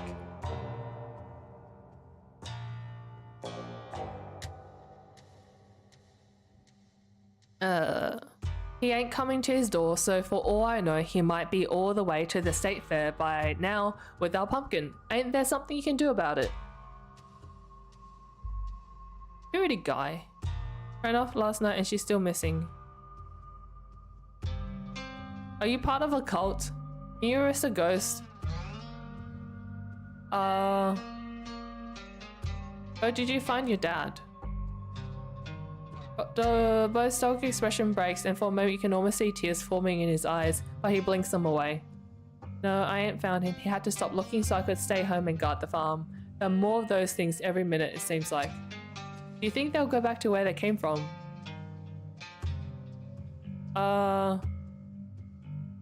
They were once they had their fill of suffering.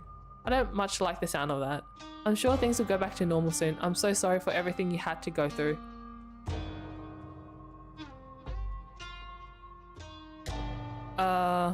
He's still missing.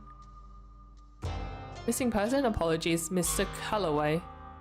But I'm going to have to handle this first. Deputy Franklin pulls out a few forms from the front desk and holds them out. If one of you could fill these out, please. I can take care of that. Thank you so much for taking this seriously, Mike. I know Stella has a tendency to go on hiking trips, but this feels different. She can't be in her right mind going back into them woods after what happened to my daddy. Are you sure we can't start looking like right now? She shouldn't be off on her own. There's got to be more you can do than just give us paperwork.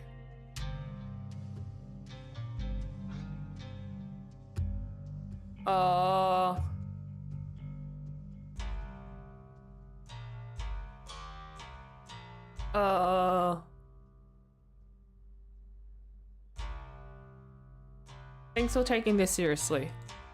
I take everything seriously. Now, is there anything else I can help you with? Are you part of a cult? Cult? Like devil worshippers or hippies? Or some such made up nonsense? There's no such thing, kid. Franklin lowers his glasses once again. His judgmental gaze tells you he's considering whether you're fully sane. No, we only started getting weird calls when you rolled into town. And weren't you present at the collapse the other night? We had a long discussion about you down here at the station after the dust settled. Maybe you're projecting. Maybe it's you who brought a cult to a peaceful little town. There are no cults. There is no secret cabal that runs the police. There is no outside influence trying to sow chaos in Scarlet Hollow of all places. Everybody calm down.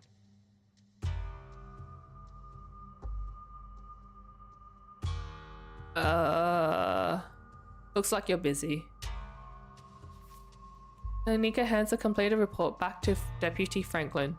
Thank you, ma'am. I'll get this filed right away. Good luck out there. Hope Miss Richmond is alright and y'all find her soon. I still think you might be part of a cult. Thanks again for taking this seriously. Just doing my job.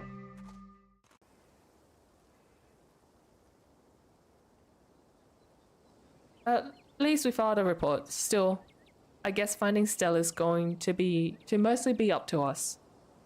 Where to next? You remember your point with Sybil? She seemed to be confident last night that Stella would be okay. Maybe she'll be able to help you find her. Gives you free tea. She's so nice. Have to see her. She's the thread tying everything together. But at the back of your mind, you can't help but feel as if there's more than just fate drawing you to the tea room. We should talk to your mom. I'm supposed to have tea with her today. Sure, we can humor her. She's probably going to give you some rocks or bundles of herbs for protection or something, which might actually work, who knows. Guess there's only one way to find out. The bells of the general store chime welcomingly as the two of you enter. Kanika, there you are. You're supposed to stay in bed today, remember? Hello, hope you're sufficiently recovered from last night's fiasco. Sorry, Mum, it's just that Stella's missing and Stella can take care of herself, unlike you. You need bed rest and lots of fluid. You don't need to go running around town spreading that cold of yours. Go on, get up to bed. I'll be up in a minute with more tea. I thought you had some kind of important thing to talk to Juna about. I'm really feeling okay. I want to hear what you wanted to say to her. I'll just be doing a tea reading. Haven't those always bored you to tears? Okay, you're right. I'm not feeling well. I should really lie down. Bye. Kanika turns and heads towards the stairs without saying another word. Something isn't right here, but it's hard to put it into words or pin it down to thoughts. Shall we? Sybil motions towards the tea room. Hi, Coral!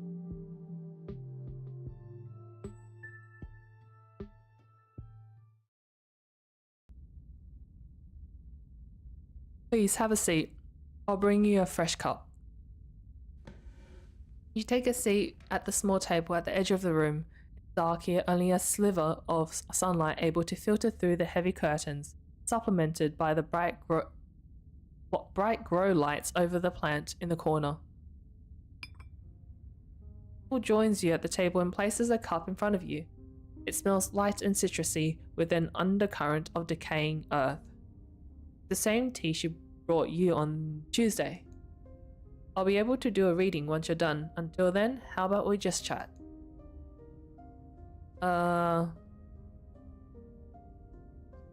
Something to tell me, come out, say it. What's with all the mystery and ritual? You have something to tell me, come out and say it.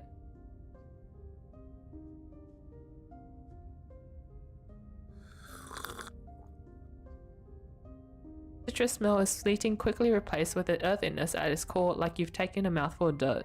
Ew! But the aftertaste combines two flavors into something soothing and medicinal, and you find yourself feeling more comfortable, your muscles relaxing for the first time in days. Soothing beyond what you would expect out of ordinary tea. There must be something magical at work in this blend.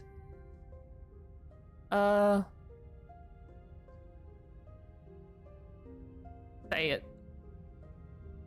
I'll need your leaves first. I have pieces of the puzzle, but the tea leaves should help to give me the full picture. Unsavory tales of my mum's youth. I most certainly did, though I might have been exaggerating a bit for dramatic effect. I'm prone to do that. In a town this size, you get to know everybody, no matter what the age difference might be. Vivian was a little younger than me, which meant I always had a certain older sister instinct about her. Her family wasn't good to her. Anne was a lot like your great-grandmother, Edwardine, which is to say she was not a very kind woman.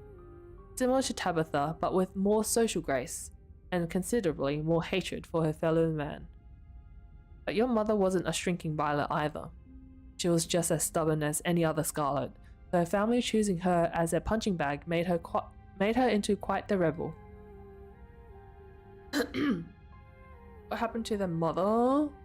What do you know about my grandma? I feel like I know a lot about the women of my family, but what about the men? What happened to their mother? The entry into this world was violent, I'm afraid. The mother was young, too young to be pregnant, especially with twins. She didn't survive the labor. What do you know about my grandma?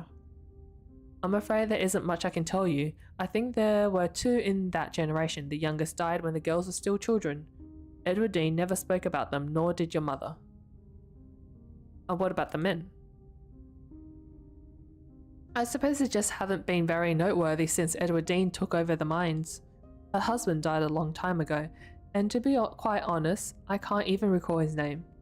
Might have been Stuart or something just as forgettable. From what Vivian said, her father was some teenage fling that ended once your grandmother found out she was pregnant. I'm fairly certain it was similar for Vivian, though she was much older, and I believe she was the one who ended it, with what with skipping town and all. What happened when my mum found out she was pregnant? She came to me for advice. She was distraught. It was like she'd been handed a death sentence. Maybe it was fear from what happened to her own mother. Maybe it was something else. But she seemed convinced she was in danger. Tabitha had already been born by then, of course, but she was born in wedlock, so I assumed your mother's worries had something to do with religion.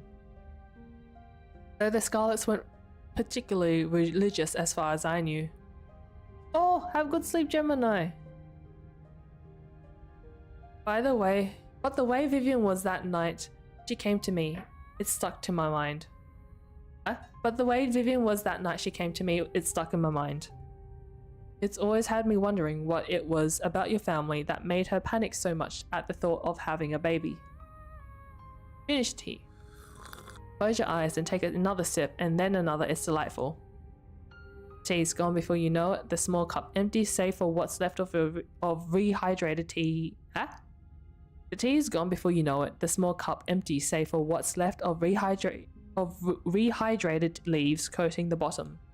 Oh good, glad you found the tea palatable enough to drink. It should do you some good. It's one of my more medicinal blends. Now, on to business. Sybil takes a cup from you, staring thoughtfully down at the sludge. Oh dear, this doesn't bode well. You've got just about every warning that can fit in the bottom of a cup. Cross, kettle, hourglass. All of these mean death, misery, difficulty, and the hourglass ties it all together with definite urgency. It's fair to assume that this all has to do with whatever brought the ditchlings. Something is coming, and whether any of us can stop it, I'm not sure. But we may at the very least be able to figure out what it is. And there's a central figure here, a cat, an enemy lurking in plain sight. Oh, the cat! Frou-frou. There are two cats I know. Well, I'd like to see. Oh my god. I like to see. Though it wouldn't make much sense to most people, probably just look like a confusing mess of old leaves, but you're free to take a look. What did she say? Cross kettle hourglass.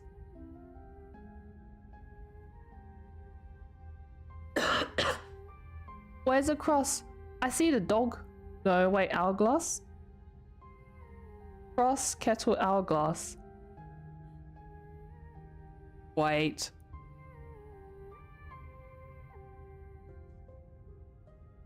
Is that an hourglass? It's got that figure 8 thing.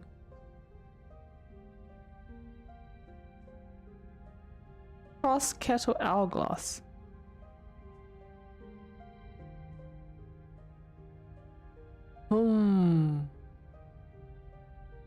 Nothing swimming together in the dredges of your tea to give you any warning or premonitions.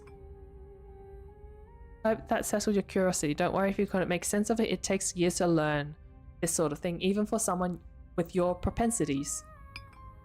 She winks conspiratorially. Conspiratorially. Tabitha, Wayne, Stella, Kanika, Oscar, Reese, Dr. Kelly, Pastor Daniel. Oh.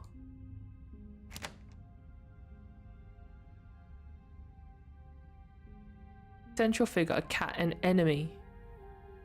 Lurking in sight. Oh. Enemy lurking in plain sight. Is it a metaphor?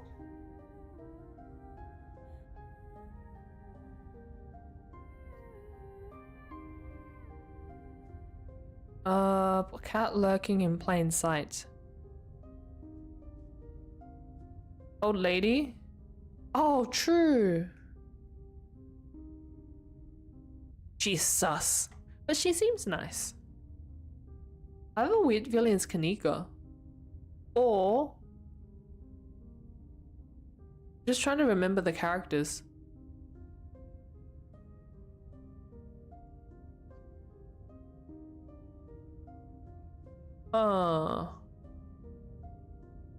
Who's Dr. Kelly again?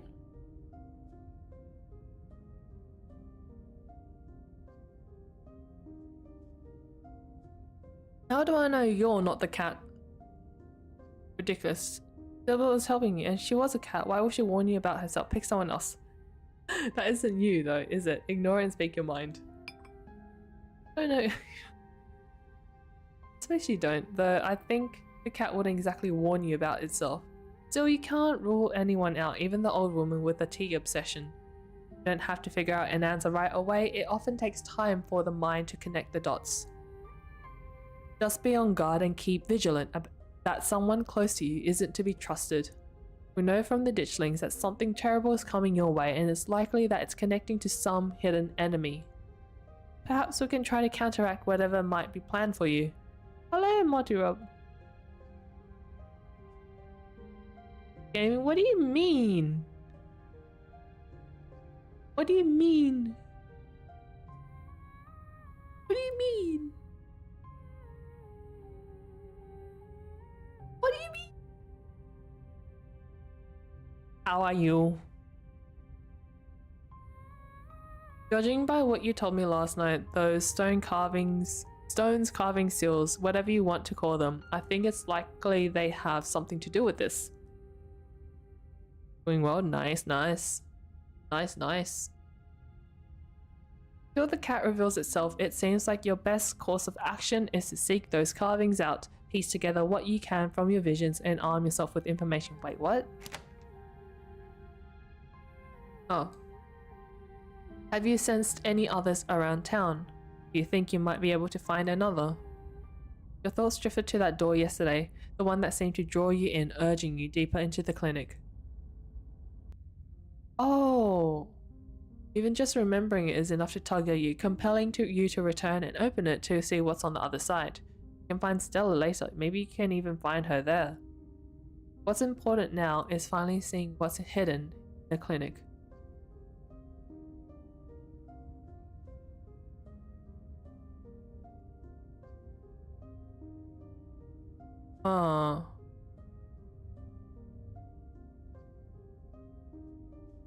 What stones? Oh, stones unturned up. You can find your way inside and uncover another stone that could give you a leg up on your adversary. You just have to be careful to avoid the doctor. Something tells me she won't take too kindly to you sniffing around her clinic. Oh, the grumpy lady is a doctor. If I recall correctly, there's a hill that will take you nearly all the way to the second story. She never locks any of the doors up there. Just in case that's helpful information. I think that's all the help I can offer. I hope this conversation has been illuminating, even if it just brought up more questions than giving any clear answers. I'll let you know. Come with me. Maybe I may have been able to see through that spirit's illusions, but I'm not some kind of all-powerful entity. I'm an old woman, I have trouble with my knees, and my eyesight isn't what it used to be. In most situations, I've been more of a liability than a helpful companion. Imagine if I'd been in those mines with you. Some Yusabi, struggling to climb over rocks and ladders, throwing my back out from all the crouching. I'll let you know if I find anything. Glad to hear it. I hope all goes well and I wish you luck. Hopefully you won't need it. Thank you again for humouring an old lady and stopping by for a chat. With a small grunt of effort, Sybil gets up from the table and you're escorted back to the door. And remember, be careful who you put your trust in. According to your tea, the cat is getting ready to pounce, and merely being ready for it might not be enough. Oh. Sybil closes the door to the tea room, the bells of its store strangely flat in the stale air of the nearly empty general store. Talk to Miles. First is a rule, just what you should know. Any weird rocks around town? Oh, hang on. Check on Kanika. Well, knock. I really don't need any more tea. I think I'm just going to lie down for a while. Hoping we'll spend more time together. You talk to you is important. Going to the clinic. I was hoping you'd join me. I have to listen to your mom. You know you're an adult. I'm not your mom. What's up? Visual novels your favorite kind? I think they're just a bit easy. They're just easy. I like stories. I'm not a fan of reading out loud, but I like stories. Oh. And they're just easy. I think compared to other games, I don't have to use my brain as much. This one I kind of do a little, but I like not using my brain.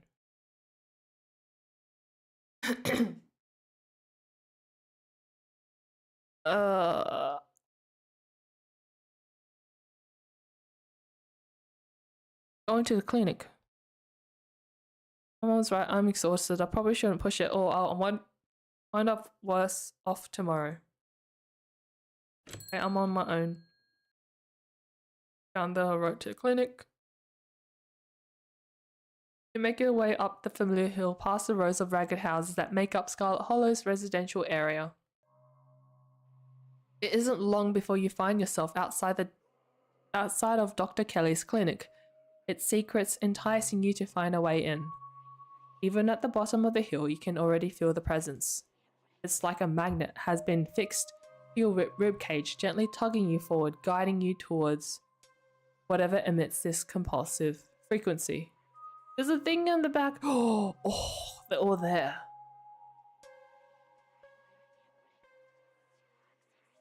You know how hard it is to get to try new things. I'm sorry. Oh! Yes, wait. Can you guys see my mouse or not? I actually don't know if you guys can see my mouse. There's a mask guy. There's a mask guy.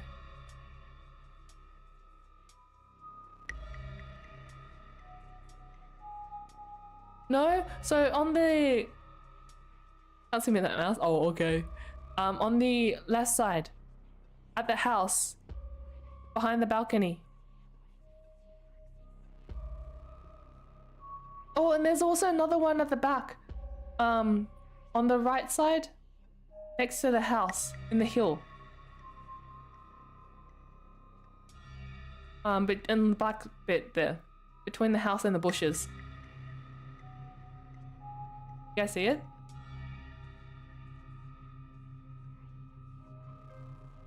No? See the guy near the mailbox? And if you go further left, so not the grey blob in the bush, but the one behind the house, and on the right upper side, so you know how you've got the mountain and you've got this big black blob right next to the house on the right side? Right where the hill is. Yes. The cave. That's a cave. Don't see the guy on the left? Really? I thought the guy on the left was more obvious.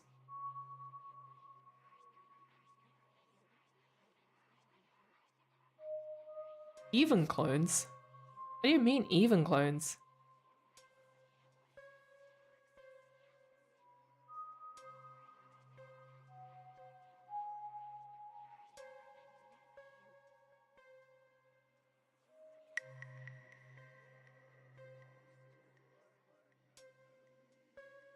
Wait, hang on.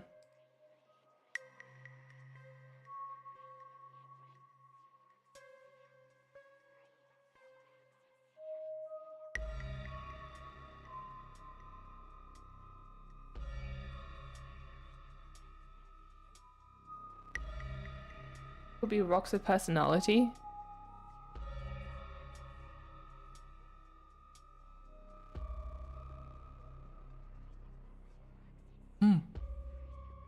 You can see the house Sybil was talking about wrapped around the back of the old hospital like a stone blanket. It shall take you directly up to the second floor and the unlocked doors of the terrace. Get to the terrace. To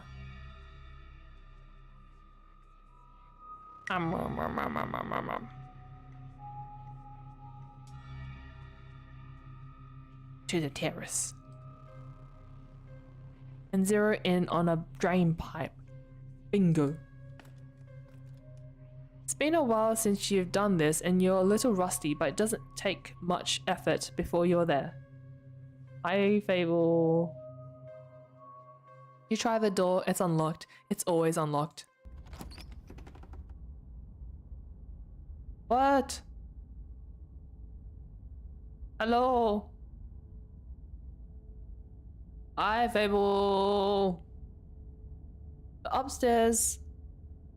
The upstairs of the clinic feels like a decommissioned museum. Old furniture is covered in plain white sheets, and a thick layer of dust coats the floor. This place hasn't seen any use in years. You're in the clinic, free to explore as you please. Or rather, you're free to explore as you please. You can feel that odd sensation again, that the nagging pull of whatever it was that wanted you to find it. You're here now and it knows you're here. And you know exactly what it is, another stone carving, eager to show you secrets. You've been caught by its gravity and overwhelming curiosity guiding you around a corner and towards a dark doorway under the stairs. It's been left ajar, as if inviting you to enter. Huh? You're in the morgue. Wait, what? What are you doing in the morgue? Hi! Vampire! Haven't seen Stella around, have you? She's been missing since last night. Died she Frankenstein you back to life? Am I interrupting something?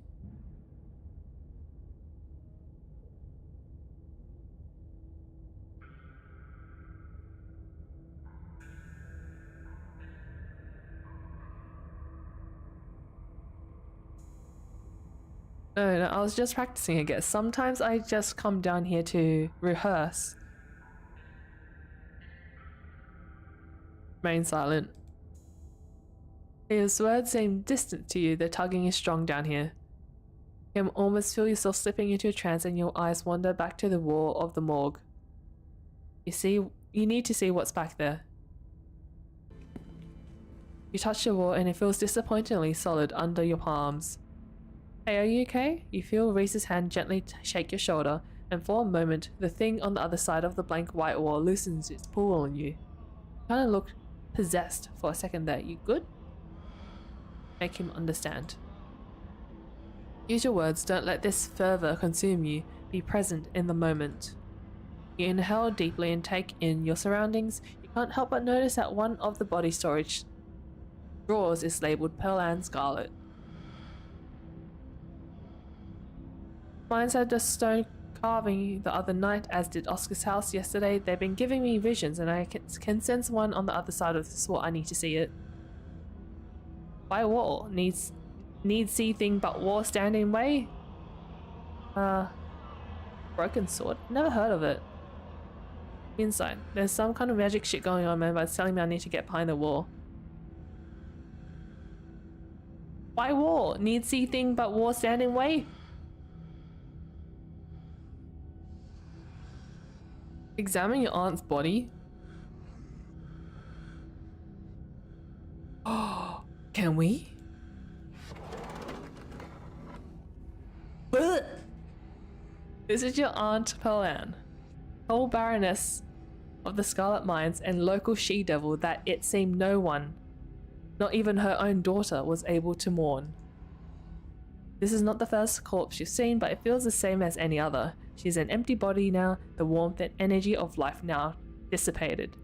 The same as your mother was, and the same as you'll be one day. Like a model, really? Cold air rises from her bluish skin, her vacant, filmy eyes stare up at nothing. Try to imagine what she may have looked like, alive and breathing, slinging subtle insults at the townsfolk, but it's hard to picture any expression on her face so stiff and cold with death. Making sure she didn't walk off?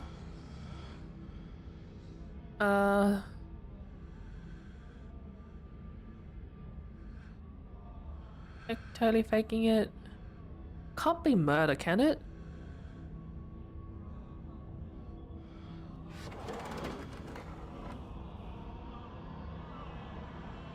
Oh, the voice is loud. Ramones had a stone carving the other night, as did Oscar's house yesterday. They've been giving me visions and I can sense one on the other side of the wall. I need to see it. Yeah, and there's like mumbling sounds as well. Reese glances back at the wall.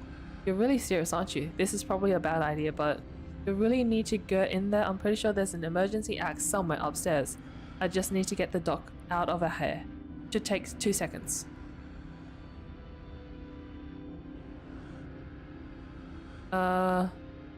I'll destroy the wall. Yeah, if I say I'm sick and need something, she'll drop whatever she's doing and do it for me. Surefire way to get her out of the house. And most of the time, it's true anyway.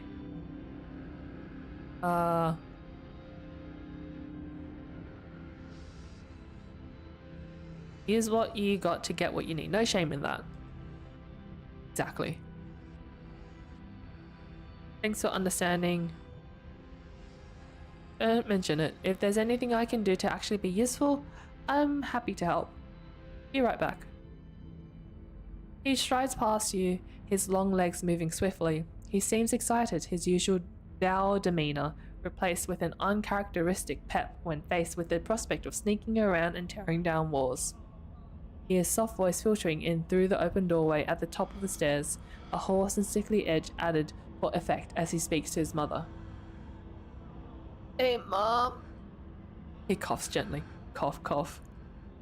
Reese, I didn't know you were awake. I still feel like shit, but I think I can finally try to keep some juice down. Looks like we're all out though. Really, I thought I'd just pick some up. I've got an errand to run on the main street anyway. I'll go pick up some orange juice and some ginger ale too. That would be awesome. Sorry to ask, I know you're probably busy.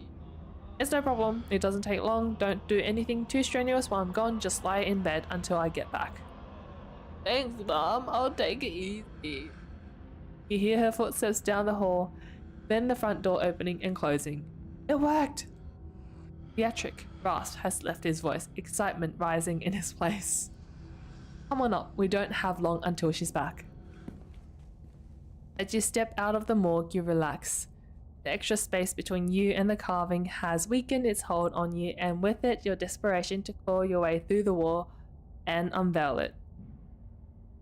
One of those emergency fire axes, so it should be pretty obvious where it is. Though I'm not sure where she would be keeping it. I'll show you around. Let's try the doc's office first. Make your way to the doorway of her now vacant office. I don't see an axe here. He's right. A cursory glance reveals nothing but stacks of paper and cabinets of medical supplies. But something on the desk catches your eye. Some sort of records with your family's name on them. Read the files. Reese stops at the doorway, turning to watch you leaf through the documents. Find something interesting? They're your family's death certificates. Oh. Pearl-Ann.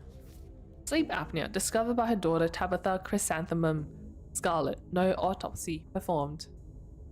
Chrysanthemum? Wonder who cursed her with that mouthful.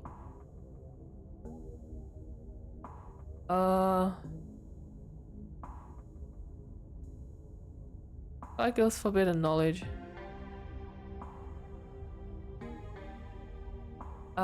Edwardine? Heart attack. Heart failure. Pretty normal, almost made it to 90, died of normal old person illness. Wait.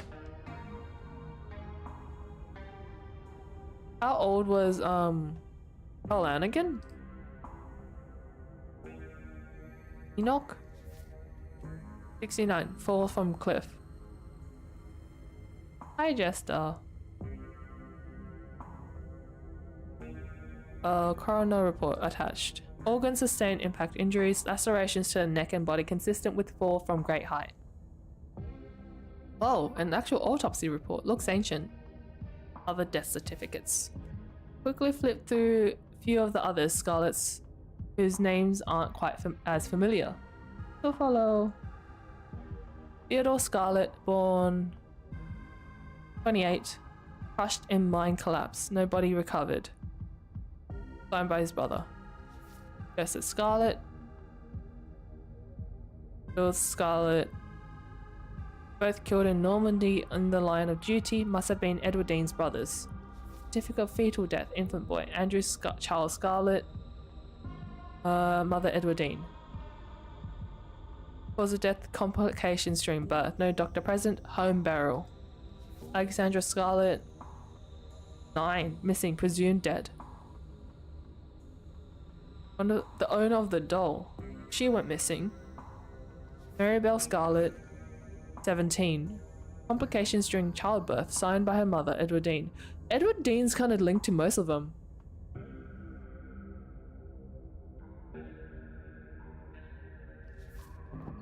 Yeah. Something doesn't feel right.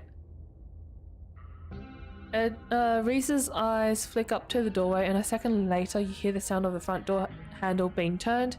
His hand is on your shoulder before you even register what's happening, and you're pushed back and out of view of the front door. Shit, I'm not supposed to be in here. We gotta hide. He hurries to close the closet door, motioning you inside. You slip past him and squish yourself into what little space is available in the nearly full closet. Reese is close on your heels. You let him in. Together you listen as the doctor makes her way to some room deeper into the clinic. In the silence of the tiny closet, every breath seems too loud, as if you could expect Dr. Kelly to hear it from wherever she was across the house. Better wait a second, just in case. I'm not flirting.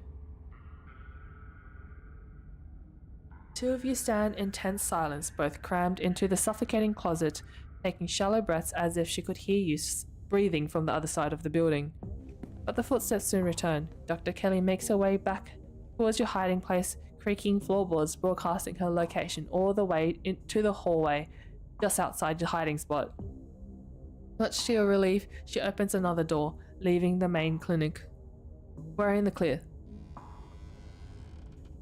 We've probably only got a minute or two until she comes back, so let's make it count. The medical supply room is probably our best bet. If any other room in the clinic is likely to have a fire axe, it's probably the room full of chemicals. This way. He motions you down a hallway, slipping through the slightly ajar door of what you assume to be the supply room. Yes, there it is. Aha, keys. Here we go. He rushes over to the cabinet and that contains a bright red axe, pulling the glass door open. He looks so excited. Your axe. Now we can. Reese pauses, turning to listen intently.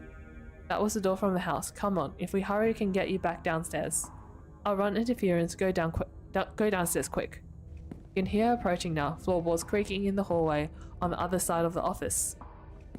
You follow Reese's instruction, once again starting down the basement stairs, letting the pool of the stone carving guide you back to the morgue. Dr. Kelly's voice filters down from above. Wouldn't she hear me destroying the wall? I was right, we did already have juice. It was just in the back of the fridge, but there's no harm in having extra. What are you doing in the clinic? I thought I told you to go rest. Oh, I'm just gonna chill in the morgue. I got my speakers, so if you hear some wind sounds, that's just my music. I'll be sure to put in earplugs to drown out all that industrial clanging you listen to. You know I'm not the biggest fan of you spending time down there. It can't be good for your mental health to hang out in a refrigerator for corpses. You at least have a blanket this time. Yeah, I'll be fine. It's just a change of scenery. My room feels too claustrophobic right now. Okay, I'll let you know when it's time for dinner. You hear the door close and the sound of Reese descending the stairs to join you in the fluorescent lit room below. Oh, the voices. Hey. Well, now, yes? Whoa. Let's do this. May I take the first blow? Listen to music that sounds like a wall being broken down. I should warn you, something spooky might happen when we break down that wall. Reese smiles. Good. Feel like I've been missing out lately. See what's on the other side. Well, now, yes? Have at it. Yeah! Approach the far end of the morgue, axe practically singing through the air as you strike your wall. The first cut offers a surprising amount of resistance. There's some structures behind it, some wood frame holding it in place, trying to stand between you and what waits for you on the other side. Stagger back from the massive hole in the wall and admire your effort. Holy shit! The splintered edge frames a dark passage. The splintered edge frames a dark passage seemingly cut deep into the side of the cliff, cold seeping from a forgotten place into the already frigid morgue. Reese coughs as he takes a better look at what lies beyond the wound in the wall. There's a whole hallway back there. Thick stale air leaks from the hole, filling the morgue with an earthy mildew smell, like the room is slowly filling with dirt. And with the stink of the grave-like room beyond comes an even stronger compulsion. You step forward, and you climb into the hole. This is wild. I had no idea any of this was here. An entire hospital wing, rotting away for decades behind some flimsy drywall. Someone doesn't want us to find these carvings. I wonder if it's whoever put them there, or if it's someone else. I'm probably going to pass it when we find this thing. Don't be too worried about me, I'll be fine. Gurashi. Oh god.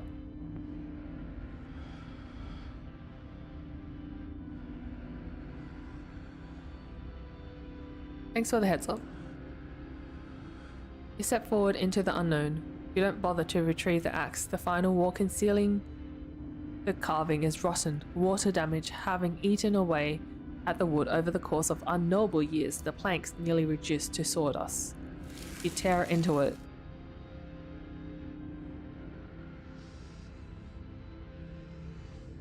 Enoch, I thought you weren't going to come. I was worried you'd leave me here forever. They said there's nothing they can do. I'll never use my legs again. Enoch, what am I going to do? Calm down, Teddy. These doctors don't know what they're talking about. Oh, maybe I should have gotten, Tabitha. Oopsie. I've been doing my own research and I found us an alternative. We won't have to worry about anything from here on out, I promise. I went to talk to the witch. A witch? But that's nonsense. It's alright. It's all sorted. We're taking you home today and everything will be resolved by this time next week. That's right, Doctor. At this point, I think it's safe to say his body was never recovered.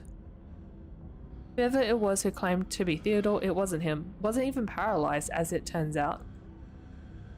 There's some grifter trying to take advantage of the tragedy. Everything goes blank. Your vision swims back into focus and it takes a solid second or two to reorient yourself. You're in an unfamiliar bed. Reese leans against the far wall, eyeing you with concern and curiosity. Hey, I was worried you slipped into a coma or something. You tore down a wall like a wild animal, found some weird carving and collapsed. I think you might have had some kind of seizure. I know you warned me this might happen, but are you okay? Mountain didn't collapse on us, no ghosts? I had a vision. Well, we should get going. Starting here, finally stop yelling at me. Dr. Kelly should look at me over. These seizures can't be good for me. How did I get here? Wait, how did I get here? He's so weak. I don't think he can drag me here, can he? Huh? But he's so weak looking. How does he? Huh? You have a delicate constitution. What? It isn't super far or anything. I just picked you up and carried you. I might be sick a lot, but that doesn't mean I'm made of paper. But he's so skinny! I can still do things normal people can do. I'm sure I'll pay for it later, but I don't want you to have to wake up in that musty hallway or the morgue.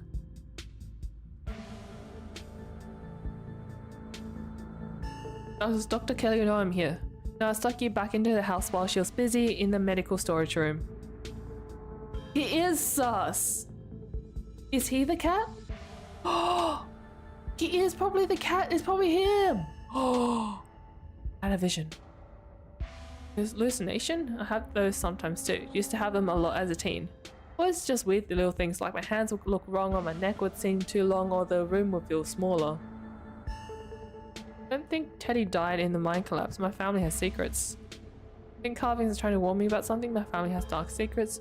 I think they're visions that are of things that actually happened. Whatever these visions are, they're making me suspicious of my family. Carvings are clearly drilled into some big gas pocket that keeps giving me seizures and hallucinations. Leave it at that. I don't trust him.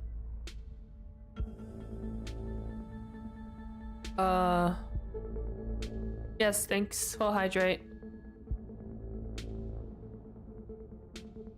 I should probably get going. Stella's still missing and the stone here finally stopped yelling at me. That might be a little tricky. The dock is on the warpath up there. Thank you. Rest in peace. I refuse to take my medicine and she's not happy about it. There was no way I was going to take anything she gave me. She's been poisoning me for years. Is this Munchausen? I've been thinking about what you said at dinner last night and I don't see any other possibility. It's only been a day since I've stopped taking my pills and I feel great. Good morning! It's 7 AM. Wow! What time is it for me now? It's 9 PM. Nearly 10. I went ahead and blocked my door. She can't get down here. Now we just have to wait her out. I don't want to be down here. I want to leave. I don't get why your mum would poison you though. I don't go, I don't know. The thing I can't figure out is whether she's been trying to kill me slowly or if she just likes keeping me sick enough to be dependent on her. Either way, I don't think I ever had an illness. I think the illness was me growing up and becoming less easy to control. Sure found a cure for that.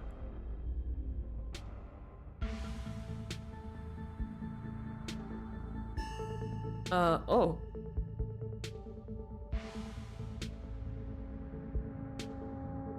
Locked your door? Of course I did. I put a chair in front of it. It never failed me before. We don't need her coming down here to finish me off or whatever it is she might do now that I know what her treatment plan has been all these years. Hell yeah, sleepover! I don't think you're acting rationally. You're holding me hostage down here until what exactly? Maybe I was a little panicked when I found out what she'd be giving me and she was upstairs talking through the door saying I should take my pills and I just took what few precautions I could. It's not ideal, but at least it buys us time to figure out what to do. We should treat her as a serious threat. This might sound strange, but I think she's gone to some desperate lengths in the past. Though these weird memories I have, I always assumed they were just dreams or hallucinations, but now I'm not sure. Not so sure. I think she's used tranquilizers on me, other times that I've gotten too unruly for her. I don't know how much of those memories I can trust, but I'm starting to think I should believe my instincts when it comes to the lengths she's willing to go to keep me under her control. Thanks for follow, Anna Kotori. We'll wait until she's asleep. Then we can at least get out of the basement. We can figure out what to do from here.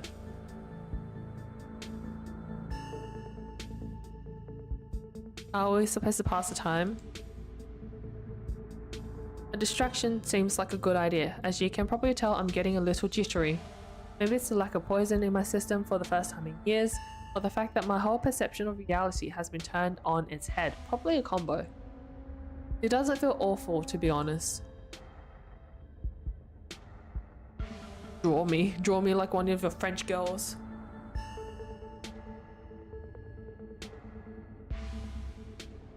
Just go with the flow. So if we've got more time to kill, we could always watch a movie. I'm really into horror movies, so as I'm sure you could tell, and it has been so long since I had somebody over to watch one with me. You know, I've been desperate to share Shinochi Death Blood with someone. He's a cat. He's some kind of psychotic mind. Yes! And his mom just kept it under control this whole time. Oh, yes! Let me know if it gets to be too much for you.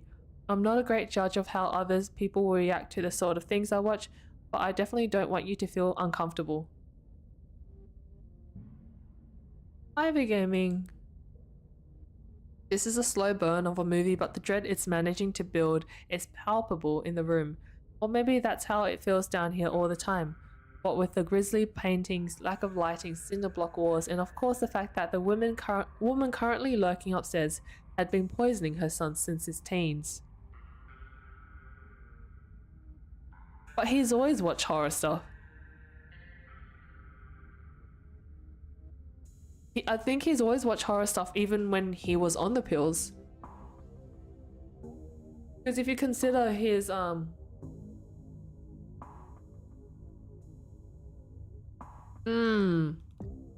seen a couple of this director's others film and they're all interesting, though this is probably the best introduction to his work. Stops him from acting out. The way it jump cuts to seemingly unrelated TV show recordings that then wind up tying back into the narrative adds a level of realism and depth to the world that I find really engrossing. It's found footage used to its fullest. He's a werewolf. I can't believe I'll be able to just do things from here on out, like watch movies with another person. Or talk to people, ever. You can hear the difference in energy now that Reese hasn't had his daily dose of medicine. I'm a werewolf. He's uncharacteristically chatty, clearly not used to talking to another person, let alone when he has the energy to carry on long conversation. Something is changing inside of him. Oh! Everything okay? Still alive, I'm happy to be a part of it.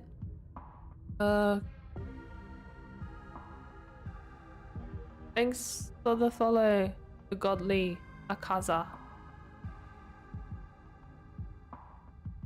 Turning into werewolf. Different, like your whole personality is changing. Is everything okay? Everything's more than okay. I haven't felt this good I don't think I ever felt this good.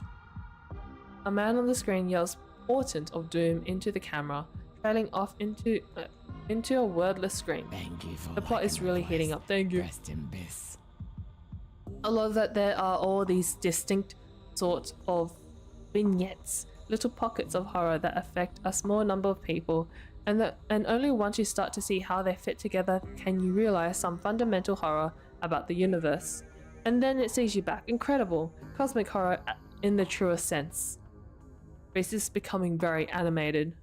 It's probably safe to assume that he's dealing with a lot of extra adrenaline right now, what with his entire reality turning out to be a lie. But he's also talking over the movie. More than just something that's changing in Reese, it's everything. There's a knock on the window. Oh!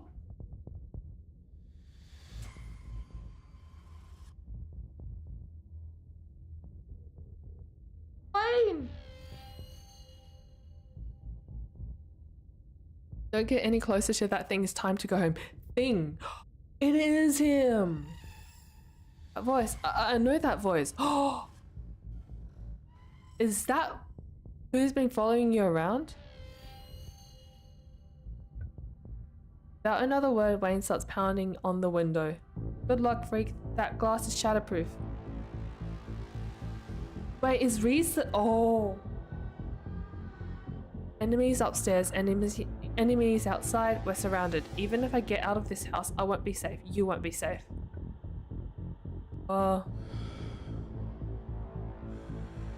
Why do you call you that thing?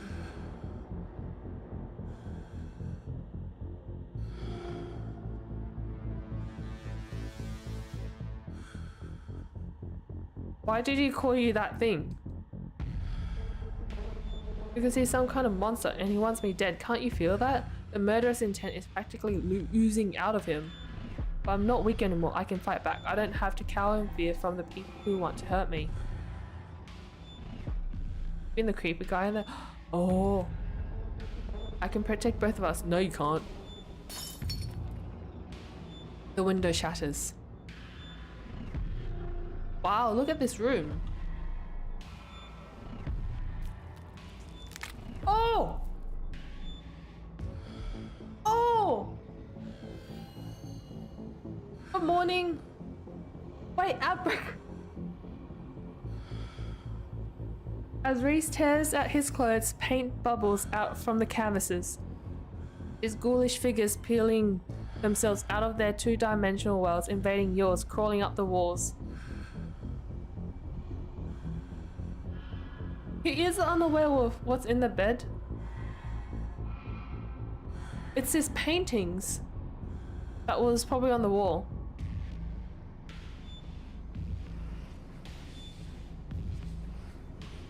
Grab my hand, I'll pull you out. Oh!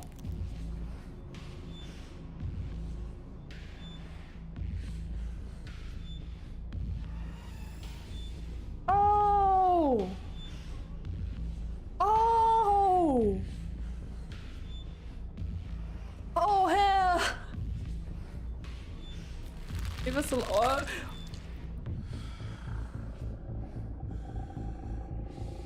Oh!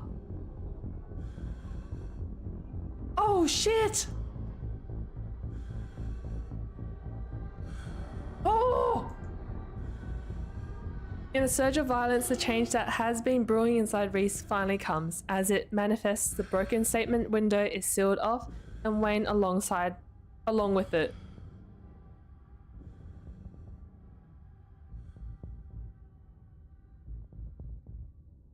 In the surprise egg. Do I stay or do I run?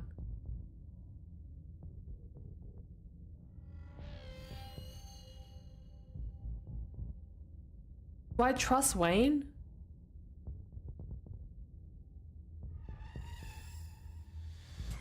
Oh. Let's just wait until it ad over. Because I don't think I want this to be missed.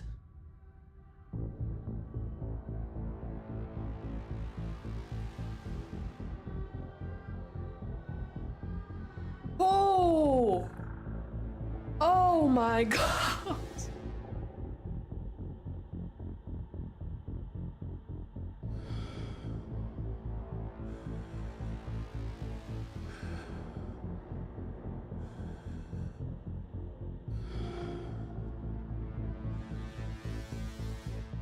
We're doomed.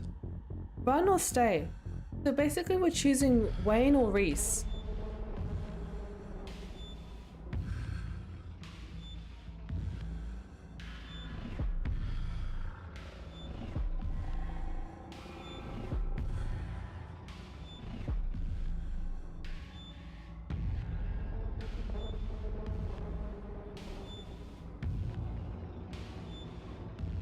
They even do both?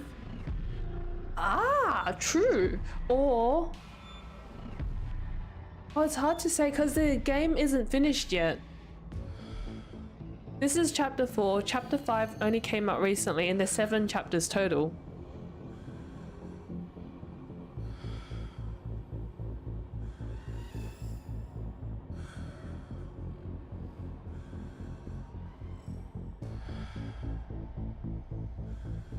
Oh my. Just waiting for ads to be over.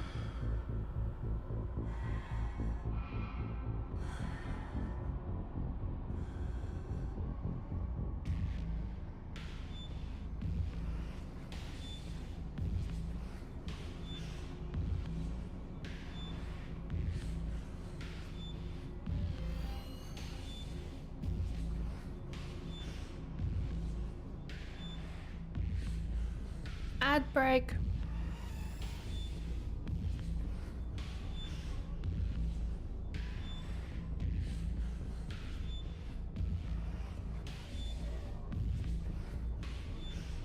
Crimson crouton.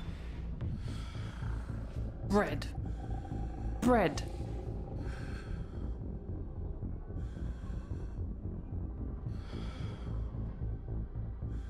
Bruh.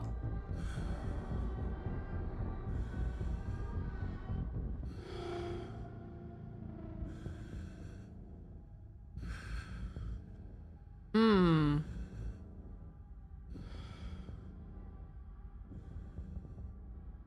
Okay. Trust Wayne or trust Reese?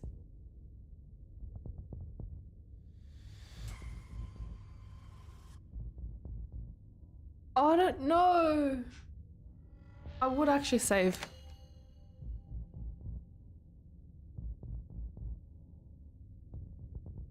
What happens if I stay? I want to know more about Wayne though.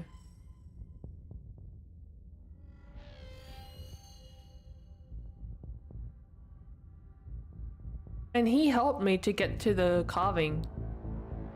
Wayne? Let's do a poll. Can we do a poll? Let's do a poll.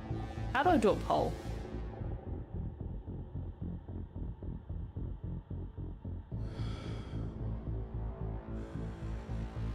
Kerr? Wait, who's Wayne Kerr?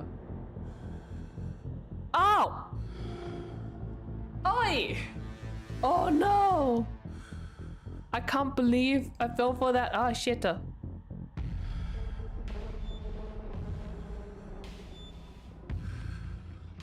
Wait, how do I do that?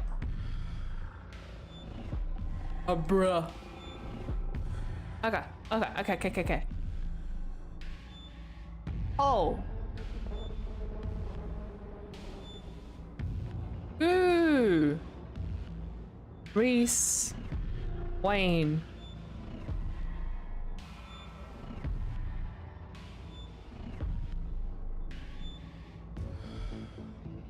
Flirt with him, bro. I can't choose.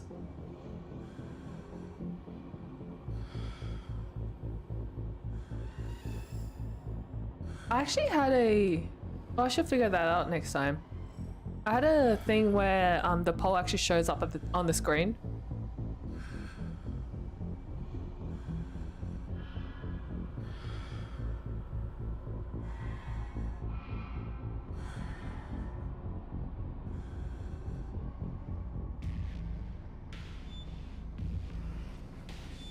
Ah! Wayne?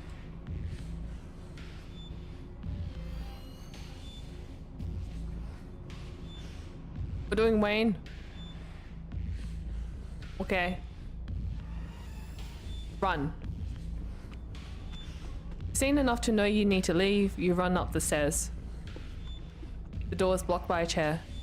Oh! Then it's blocked by something else too. Tear through them. Toss the chair out of the way and do your best to tear through the paintings covering the door. It reforms and regenerates too quickly for you to claw your way through. Defeated, you turn back to the basement. The remainder of Reese's paintings await their artist's command. It's okay, stay right here. I can take care of this.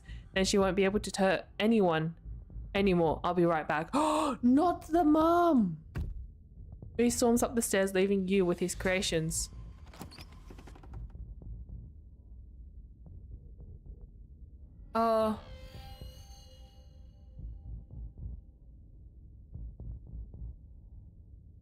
For Tabitha? So we have a witness.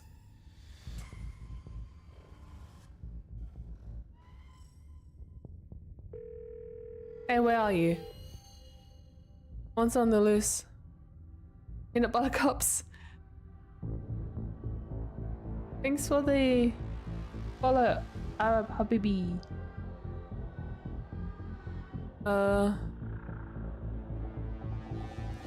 Clinic emergency, scary.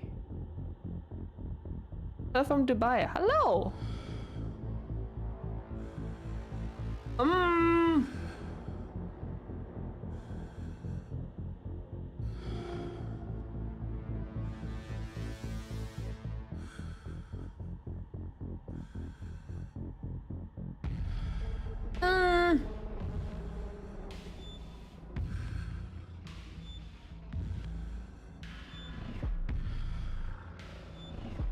Monster on the loose. What? Don't move a muscle. I'm coming to get you. Your cousin hangs up the phone. Aww.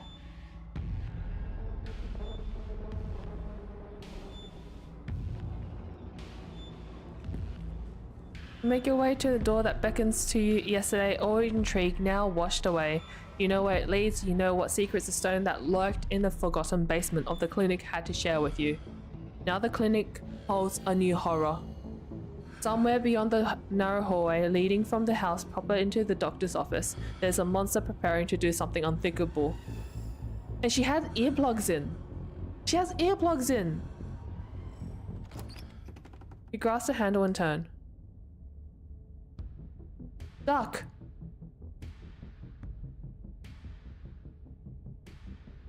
Duck. You do as she says, ducking out of the way. She shoots. Oh, that... Wait, are guns... Wait, I thought guns were louder. Gun isn't very loud, there's only a pop as the projectile leaves a barrel whizzing through the air. See the dart turn, embed into Reese's chest. Dang! So she was a good person the whole time. He pulls a tranquilizer dart out from between his ribs, heavy breaths as the drug courses through his system. You're going to have to try harder than that, you No, how did you? As if you could hope to stop me, you pathetic waste of flesh. What the hell is happening? He looks like a rat, Reese. Is that a rat tail? Before Wayne takes another step down the stairs, paint flows out between the cracks in the wood. Reese's panic, pulling in a mob of furious creatures to hold his enemy in place. Oh no! Artist darts away, but his creations continue their work in his absence. Dr. Kelly makes her escape down the hallway as Wayne is overcome, glued in place at the top of the stairs by stiffening globs of paint.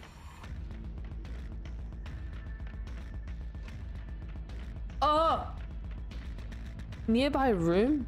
Why am I going to a nearby room? Wait, why would I go to a nearby room?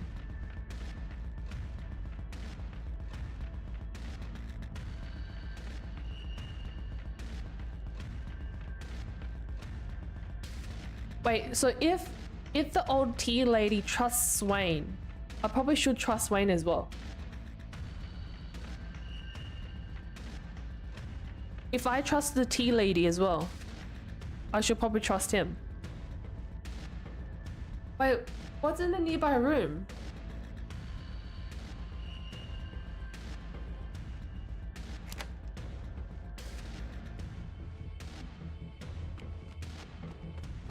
All chemicals. You rush out of the main entryway, taking cover in the first room you see. A few seconds pass, things are quiet. Wait, what? Hey. Dr. Kelly's voice crackles out of some unseen speaker. You, Juna, I'm stuck in the safe room. I can't help you from here, but you can help the both of us.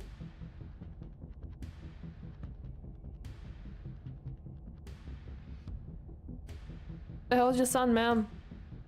I wish I knew. He was fine until he hit puberty. Everyone said raising a teen was gonna be a bitch, but they don't know the half of it.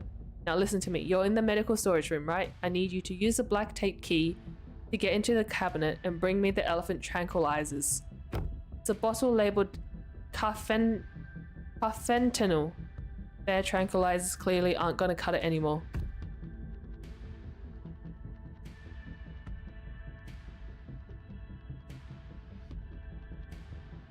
An intercom system, huh, Doc? Good, you should hear this. You don't have to do anything, she says. I'm not gonna hurt anybody else, just her. Fentanyl. You and I both know she's just going to shoot me full of elephant tranquilizers. Did I hear that right? And shove me back down in the basement, maybe someplace even worse, and keep killing me every day for the rest of my miserable existence. But vent for cars. So they go faster than a dragon can fly. What? I feel amazing right now, better than I've ever felt in my life. I'm not dangerous, she's just scared because she knows she has to finally pay for what she's taken from me. Aren't you just gonna, don't feel like I should get in the middle of this. I just want to go home. Sorry, Dr. Kelly. Wait, I left Wayne be. Cars and dragons are a bad mix.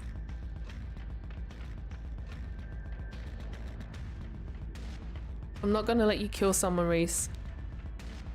Why not? She wasn't afraid I might die. Does she know those tranquilizers aren't gonna kill me? Does she care? She's a doctor. I think she would know. Trust me, Reese. I've always been careful with your medication. I want you to live. I love you. Tell yourself whatever lies you have to, Mom. You wanted a good relationship. You had your chance, and you decided to convince me I was dying instead of just letting me exist. Wayne! Don't try to spin it like some kind of crime of passion now that the consequences are staring you in the face.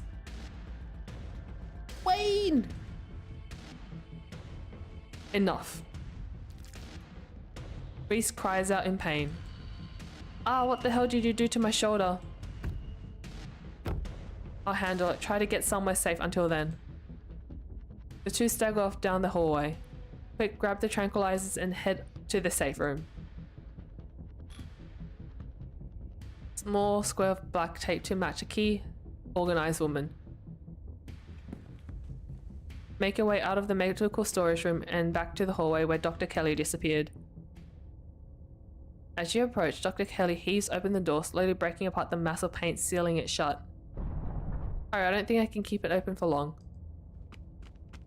Slip past her into the safe room. Shuts the door quickly, though one of the little smears managed to slip past her. She stomps on it. Painted viscera splatters across the cement floor.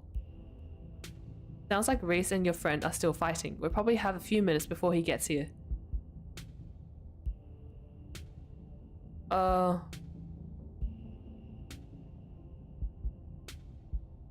What's the game plan?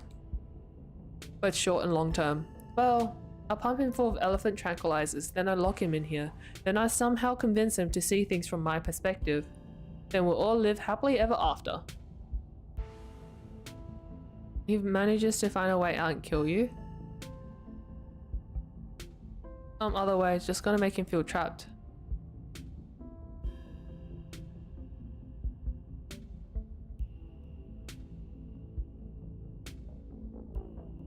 It sure is, especially since I have to isolate him even more now that he knows what's going on. He is going to hate me. But you gotta work with what you've been given, and what I've been given is an ethical dilemma where I either let my son kill me, freeing him to go out and kill others, or imprison him for the rest of his life and force feed him poison to keep him controllable. Or the third option, kill him. I've decided which outcome I can live with. Let's talk Reese. I bet you have some questions. Go ahead, I have nothing left to hide. He found out during teen years. Was his dad similar? Strange little smile creeps onto Dr. Kelly's face. I wish I knew. Reese just kind of happened. I wasn't seeing anyone. I just woke up pregnant one day. I know how impossible that sounds. I'm a doctor, for Christ's sake. I kept having these weird dreams, almost like sleep paralysis episodes. Romantic sleep paralysis episodes. They were actually kind of sweet, but they were just dreams. But then all of a sudden my period stopped. I got morning sickness, and roughly 9 months later, Reese. Oh! Wait. Oh? What is he? At first I thought he was some kind of werewolf. But if he is, he doesn't follow any kind of full moon rules or anything. Silver doesn't do shit to him, and you've seen what he looks like. It's just weird. I almost wish I could examine him while he's fully transformed. I'd be fascinated to know what happens to him or how his body does it. But he seems pretty hell-bent on ripping my throat out, so I guess that'll just have to remain a mystery. How did he not know? Yeah, exactly. How did he not know? I've been medicating him since he was 12. We've only had 3 incidents like this before, maybe 4, depending on what counts. This is the worst one by far. He doesn't seem to understand at first that he looks different, and I just make sure to stay on top of his dosages so he rarely ever does. But I've been preparing for this inevitability. He's an adult now, and there's only so much I can do to control him. How do you know he's dangerous? Well, he wants to murder me, so that's clue number 1. It's not like he's usually a violent kid. He's mostly just sad, but every now and then we butt heads, and that's usually when this side of him comes out. Imagine if this happens anytime he gets frustrated with anyone. Imagine he gets road rage one day, turns into a 12-foot tall monster with a million teeth, and rips someone apart in the middle of the major metropolitan area. Yeah, he's dangerous.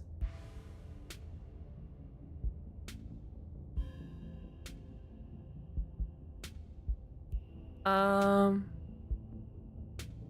can fix him. Do you think it might be a self-fulfilling prophecy? Oh, don't preach to me. Is he a sweet kid most of the time? Absolutely. And Ted Bundy was sweet to the people he picked up off the side of the road. Didn't mean he didn't go ahead and slaughter them anyway. I know what my son is capable of, so it's my job to make sure he doesn't hurt anybody. Relationship seems so difficult. Yeah, you could say that. He was such a cute kid. When I found out I was pregnant, I was terrified. I didn't know if I'd be ready, but he made me love being a mum. It's not like it was going to be a sunshine and roses forever. No matter what, kids grow up and they change, sometimes for the worst. This is part of being a mum too, doing what you can to make sure the child you brought into the world isn't going to go around eating people. When did you find out? A little after he hit puberty. He had all the usual changes, then a few extra: thickened nails, sharp teeth, elfish ears. I figured he might have some kind of genetic disorder. Had him checked out a few specialists, but there was nothing obviously wrong with him. Then we had an argument, and he changed right in front of me. It was nothing like what he is now, just a couple inches and some facial abnormalities enough to be noticeable. I was scared he could see that, and he stopped. I thought it was a one-off or maybe a hallucination. But the second time it wasn't subtle, and it didn't go away as easy. That's when I knew for sure that this was something beyond my realm of expertise.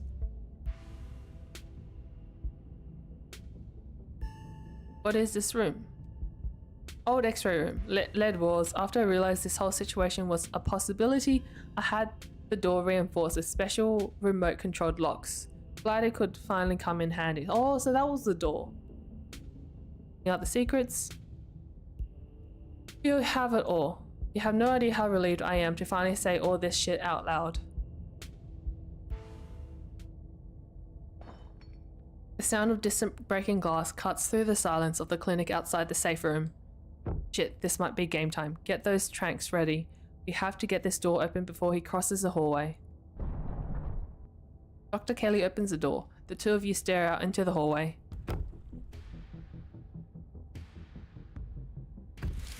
Oh! Oh! Oh my god! It looks like a bat. Is this what you were so afraid of? Bruh!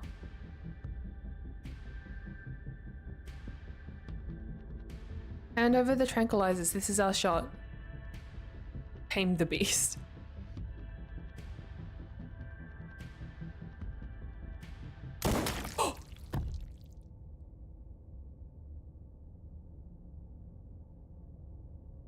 I got a thing that said get a bad outcome when you have a trait that could have avoided it. I got it. Oh, I could have avoided this.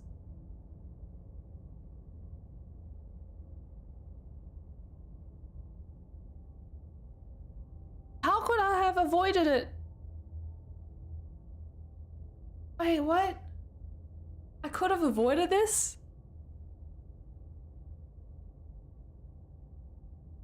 Oh, damn. Before Dr. Kelly can fire, a different shot rings out.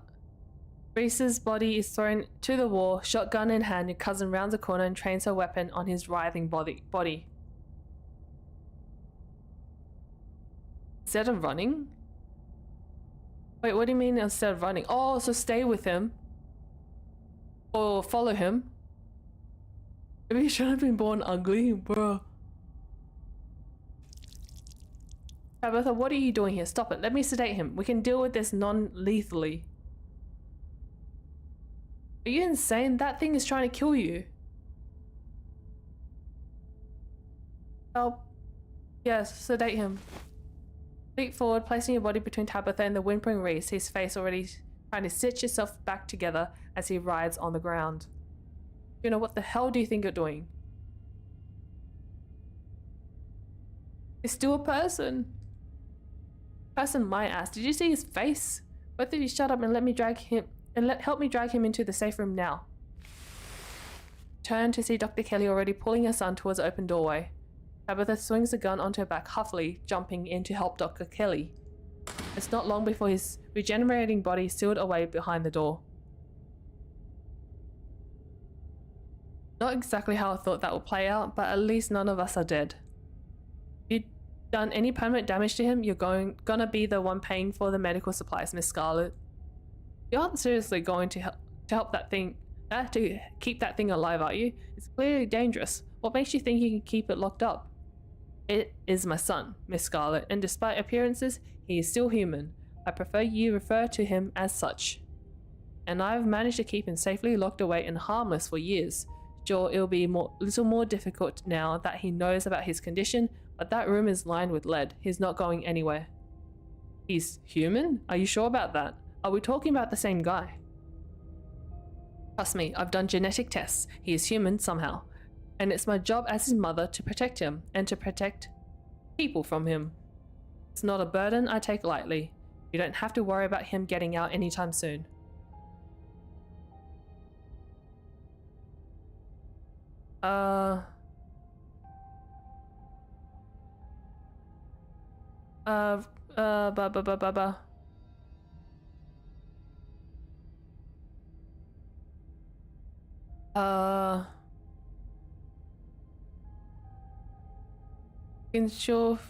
I'm sure we can figure out what to do about him later. There's no wait, here's my son, here's my problem. I prefer it both of you forgot what you saw tonight and went on about your own business. If I recall from 2 minutes ago, you would have been chopped in half if I hadn't stepped in. I don't think you're capable of dealing with this rationally, Joan. Are you going to hope somebody steps in next time too? One of these days, your luck is going to run out. Get out of my house. I don't need some kid to stand here lecturing me all night. I have a lot of cleaning up to do. You and your cousin leave the clinic, Dr. Kelly slamming the shotgun blasted door behind you. Two of you make your way to the bottom of the hill where Tabitha's car is parked among the sleepy houses of Scarlet Hollow's residential street. She places the gun in the trunk and turns to face you. You're alone right now. Estelle is still missing. I tried calling her a couple of times, but I kept getting her stupid voicemail. Yeah. The two of you are interrupted by the jingling of dog tags. Gretchen appears at the edge of the road, running as fast as her geriatric pug legs can carry her. Gretchen seems distressed. She whines as she stares up at you from the ground, eyes desperate, anxiously jumping back and forth and darting away when you try to lean down to her. Gretchen, but where's Stella? Good doggy. That girl still stuck in the well? She's stuck in the well?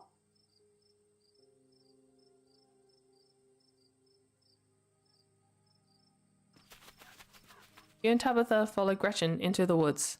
God, I hope she's not leading us to a body. Oh, there she is.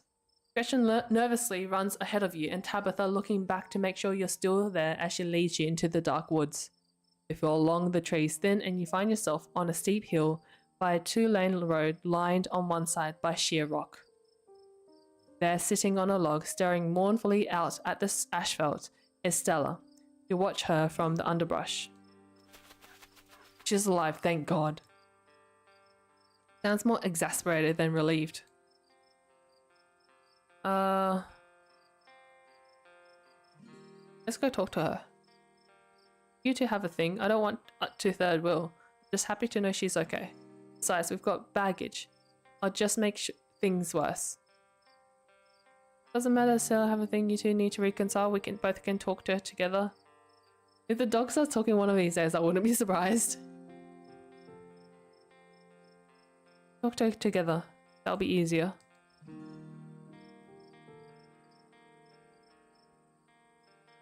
Two of you join Stella perching on the old log on either side of her. Y'all came to find me? You didn't have to go to all that trouble. I was probably going to head home soon. I had Juna worried all day, you know? And it looks like you got into some trouble too. Juna, you're all covered in blood. I think a lot of it's paint actually. Paint? What? This is where your parents died, right?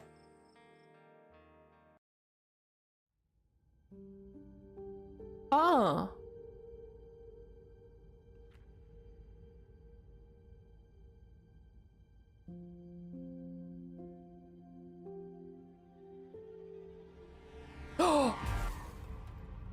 How did she survive lying down?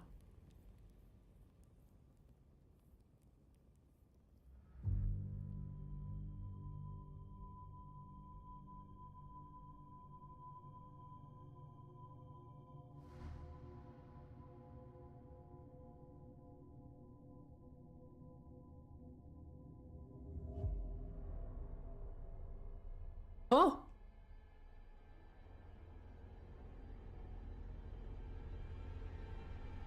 Oh! Oh shit! Oh!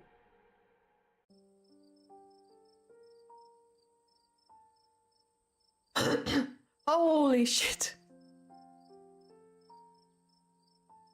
Like one bit from that one movie. You mean is it Thai? No, it's Japanese one. Yeah, and then the wind kind of chops everyone in half. I forgot what it's called.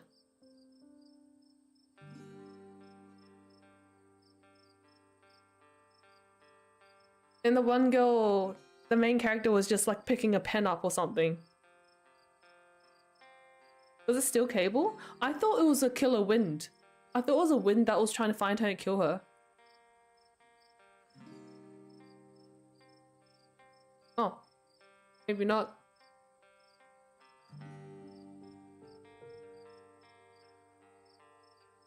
I don't know. Have you been sitting here all day? Yeah, just waiting. Silence falls over the three of you, the wind rustling in the leaves and the sound of night insects carrying on around you, muted in the still night. Ghosts pulling pranks on cute girls happen all the time. Nothing happened though. That's probably for the best. Abby, did I do something wrong after the accident? What? There's whole years of my life that just feels like they never happened. Like every time I try and remember them, it's blank. I have all these videos sitting on my channel that I don't even remember filming. It's scary. Did I do something to push you away? No, all you wanted to do was talk to me, but Pearl Ann wouldn't let you near me. Oh.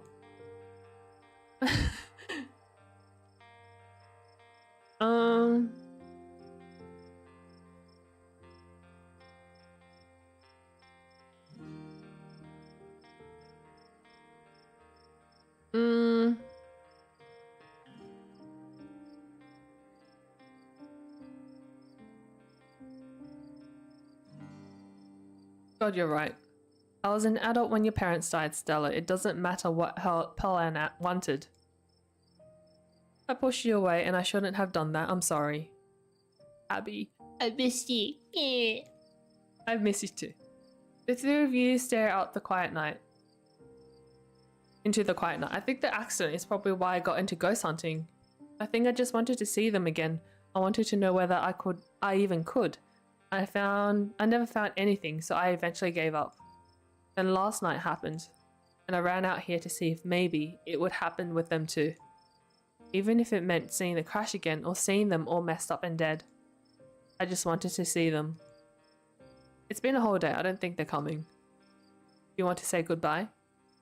Stella sits in silence for a long time, for a long moment, her breath slow and even.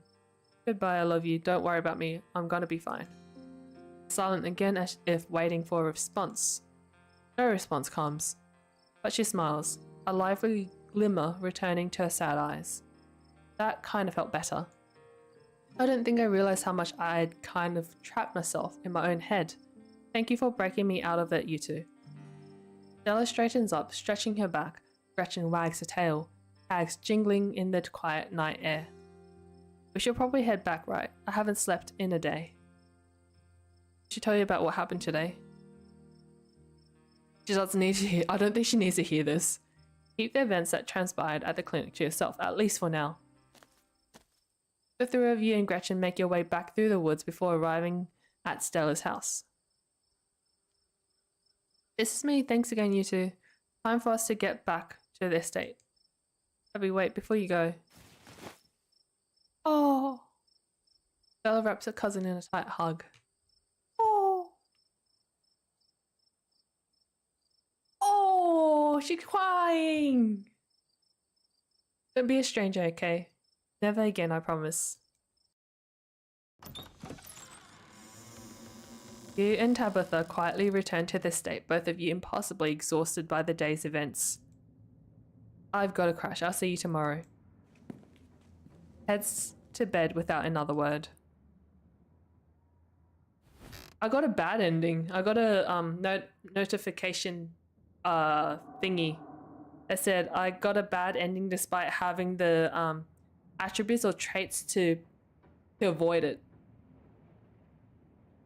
Exhausted beyond belief, you stumble into your room and collapsed on the bed. As your eyes sink, you realize that something smells off about the room. It smells rotten. Oh!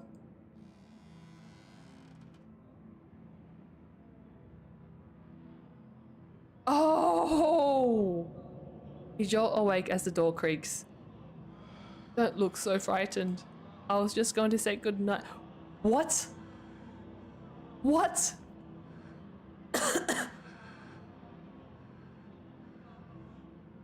And to give you a word of advice, Tabitha won't be around tomorrow, too busy at the mines. Forbidden places won't be forbidden without her there to stop you, and you might be surprised at what you find. Until then, sleep well.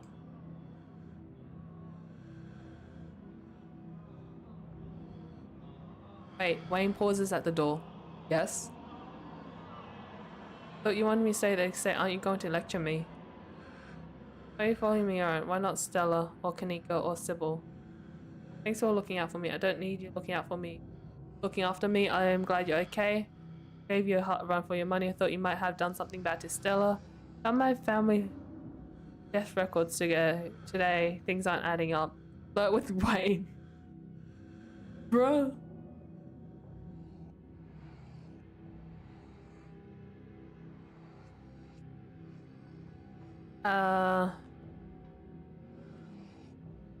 Obviously he knew Reese was like that. He told me to stay away from that thing.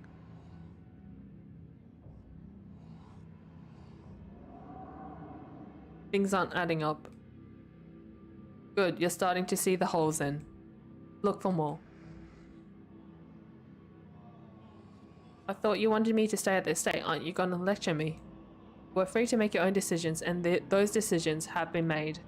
I know that something pulls at you, and now that it's started, I know that you cannot stop until your task is finished. I'll keep you safe while you do what you must.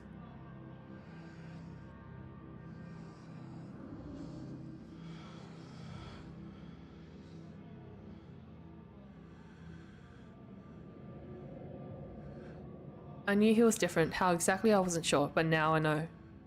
Oh. Why not Tabitha? Because you're special. Why? Simply are.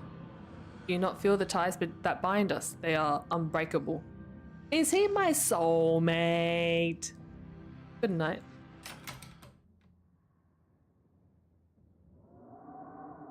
I love that there's always an option to be ravenously horny. And I love that I never choose it. The damp smell of the mattress is starting to become almost welcoming, a sign that the now daily horrors of Scarlet Hollow are finally behind you, at least until the sun inevitably rises once again. Close your eyes, your exhausted body succumbing to sleep almost immediately. As you drift off, you think of Reese, trapped in that tiny windowless room, all his greatest fears realized, his body no longer his own. You stop him from killing Dr. Kelly. The world, at least for now, is protected from him. And then you think of nothing. Oh!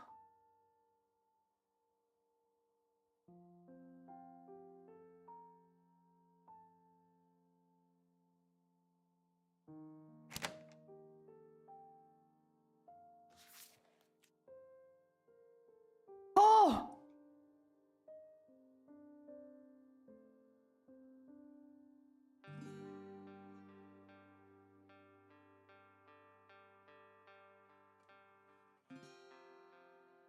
First time, if this is your first time playing, watch a recap. Let's do a full recap because it's been a while since we did 1, 2, 3.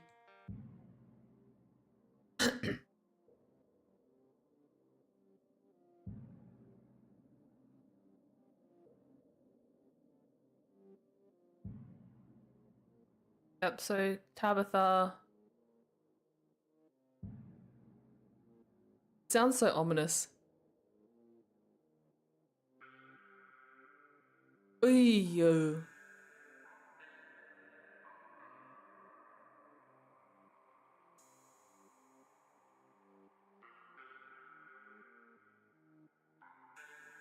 Yo.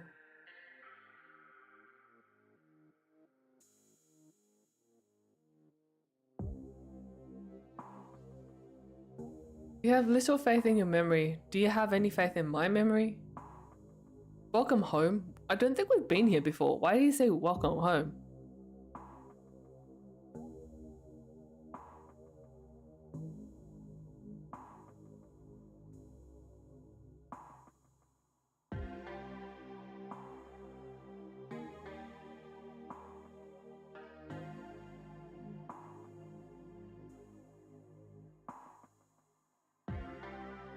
Fair enough.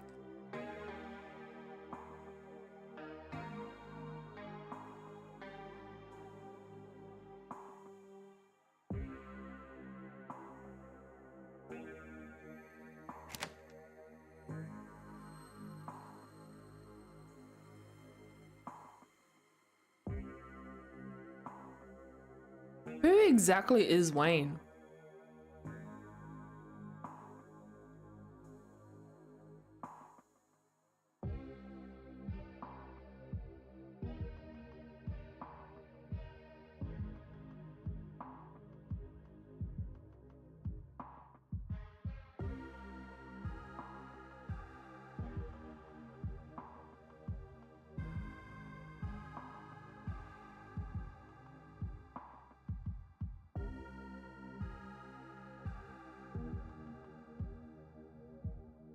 Bruh. So this chapter took 3 hours around.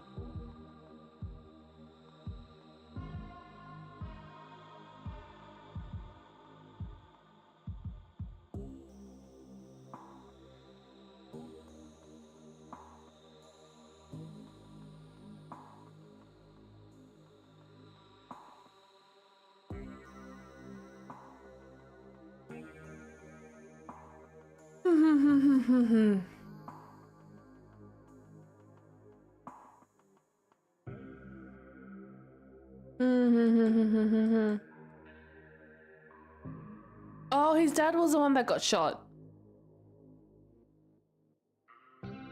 The mayor.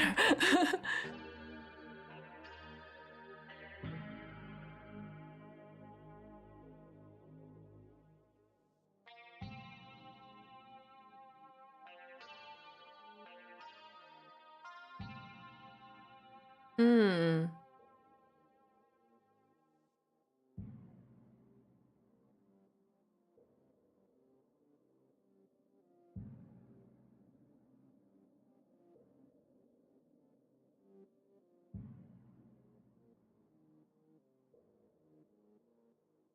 I wonder what it was I said to her. I forgot what I said to her that made him question.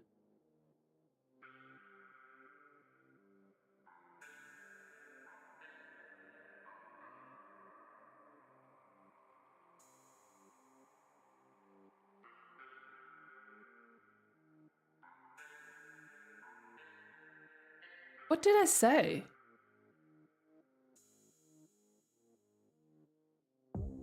Crimson Hollow, not Scarlet Hollow. What's Crimson Hollow?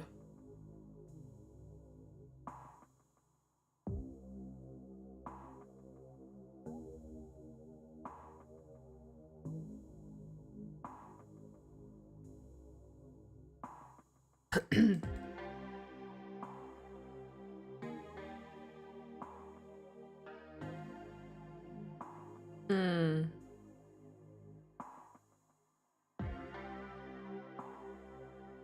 Oh.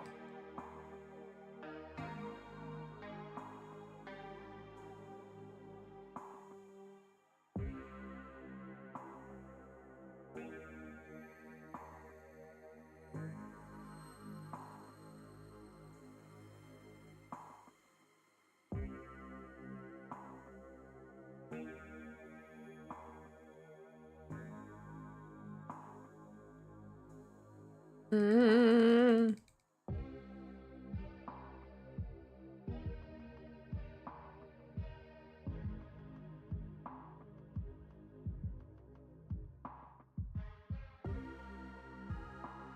Got the shade of red wrong.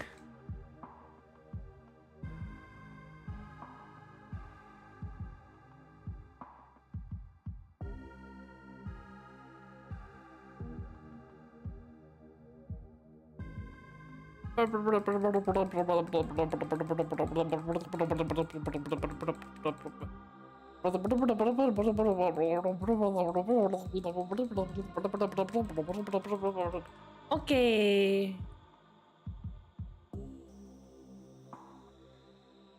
Wake up.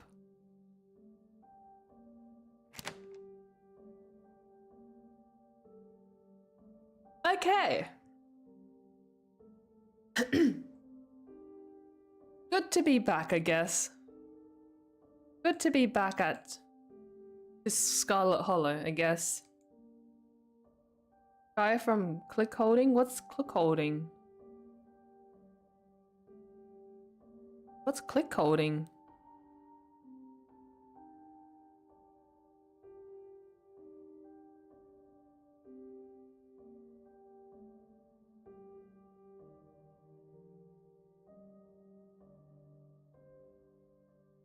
Eh? Greg uses a clicker tells you to click it when you lie in bed, watch you sit corner. Oh really? That's weird. That's weird.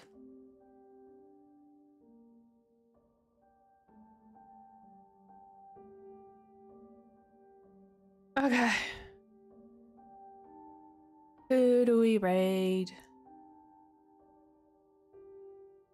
Who do we raid?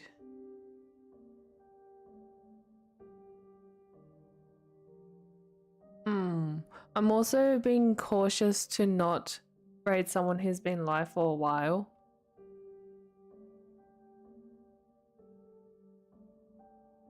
Ah.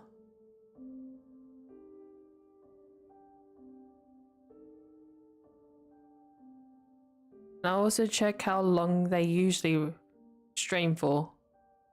Like what their usual length is. Um.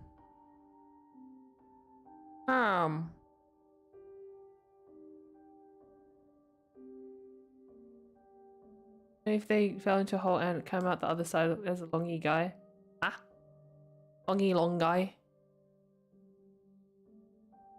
Longy long guy. Oh, I know. Oh, maybe I don't know. Hang on.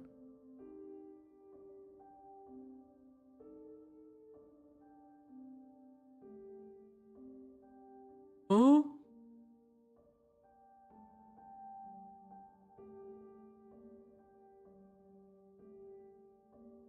It's fine. Let's raid. Let's raid. More complicated. Let's raid Chance. Chance is playing Deadlock.